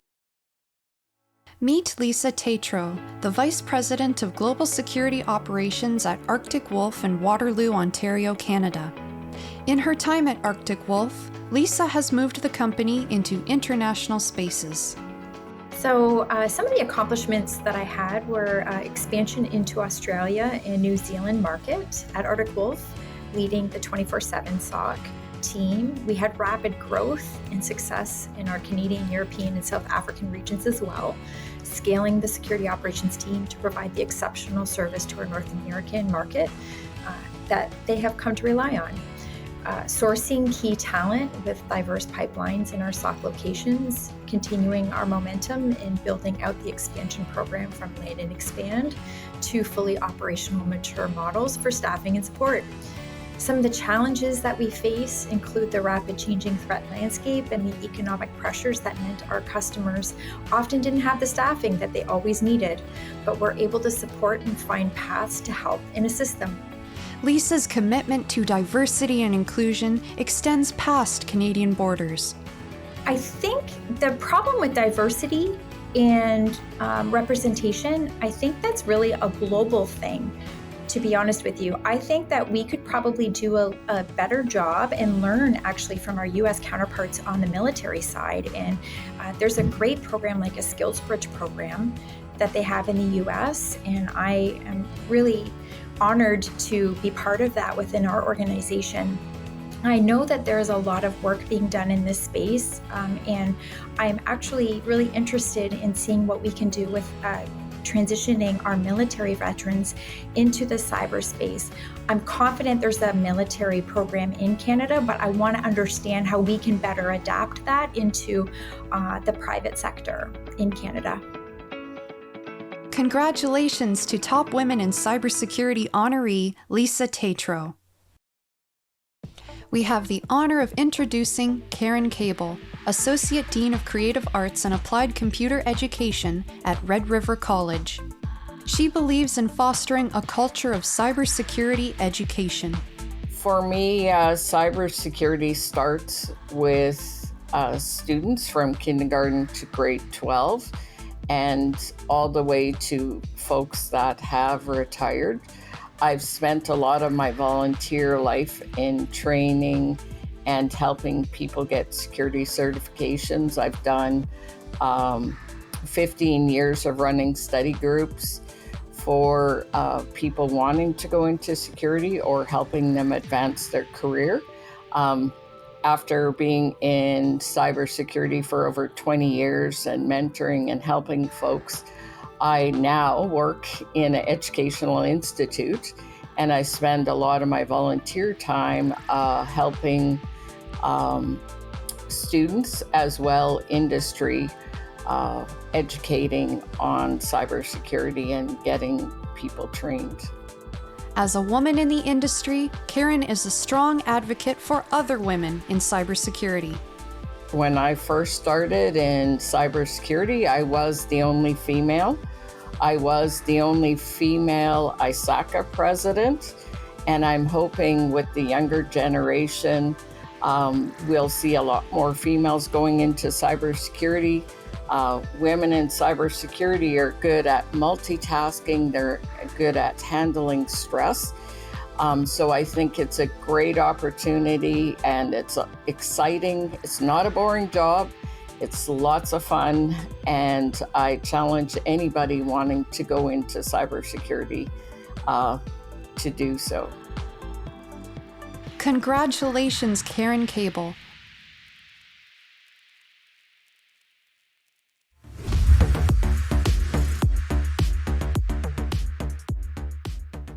Congratulations to this year's honorees. I have to tell you, I've had a fantastic afternoon today. Thank you so much for supporting this incredible celebration. Today we honored women from across the country. Our honorees emphasize the importance of leading by example and collectively combating current cyber threats and the challenges. I hope the stories shared have left you feeling energized about the future and that you've discovered aspects in the award winners that you can emulate within your own organizations. And if you are new in your career, what an interesting and important part of the tech sector to be in. You can find stories from this conference in the ITWC network of publications, and videos of all the panels and presentations will be available on demand viewing on the platform. A huge thank you to our dedicated team at ITWC for making all of this possible. We extend our gratitude to our sponsors, Cloudflare, Crowdstrike, Okta, and Rubrik. We encourage you to explore the platform. And special thanks to our supporters, the WIT Network, YSERA, and the Canadian Women in Security Forum. For more details and registration opportunities for ITWC flagship events, please visit the platform. Allow me to just highlight a couple. The Women in IT Channel Recognition Luncheon with special dedication to our dear friend and fearless leader, Fawn Annan, will take place live at the Aga Khan Museum on August 24th. Also, our cybersecurity conversation continues at the two-day MapleSec conference taking place on October 18th to 19th. On behalf of myself and my fabulous co-chair, Desiree Ross, stay safe, enjoy the rest of your afternoon, and I look forward to seeing you at an upcoming live or hybrid event very soon. Thanks, everybody.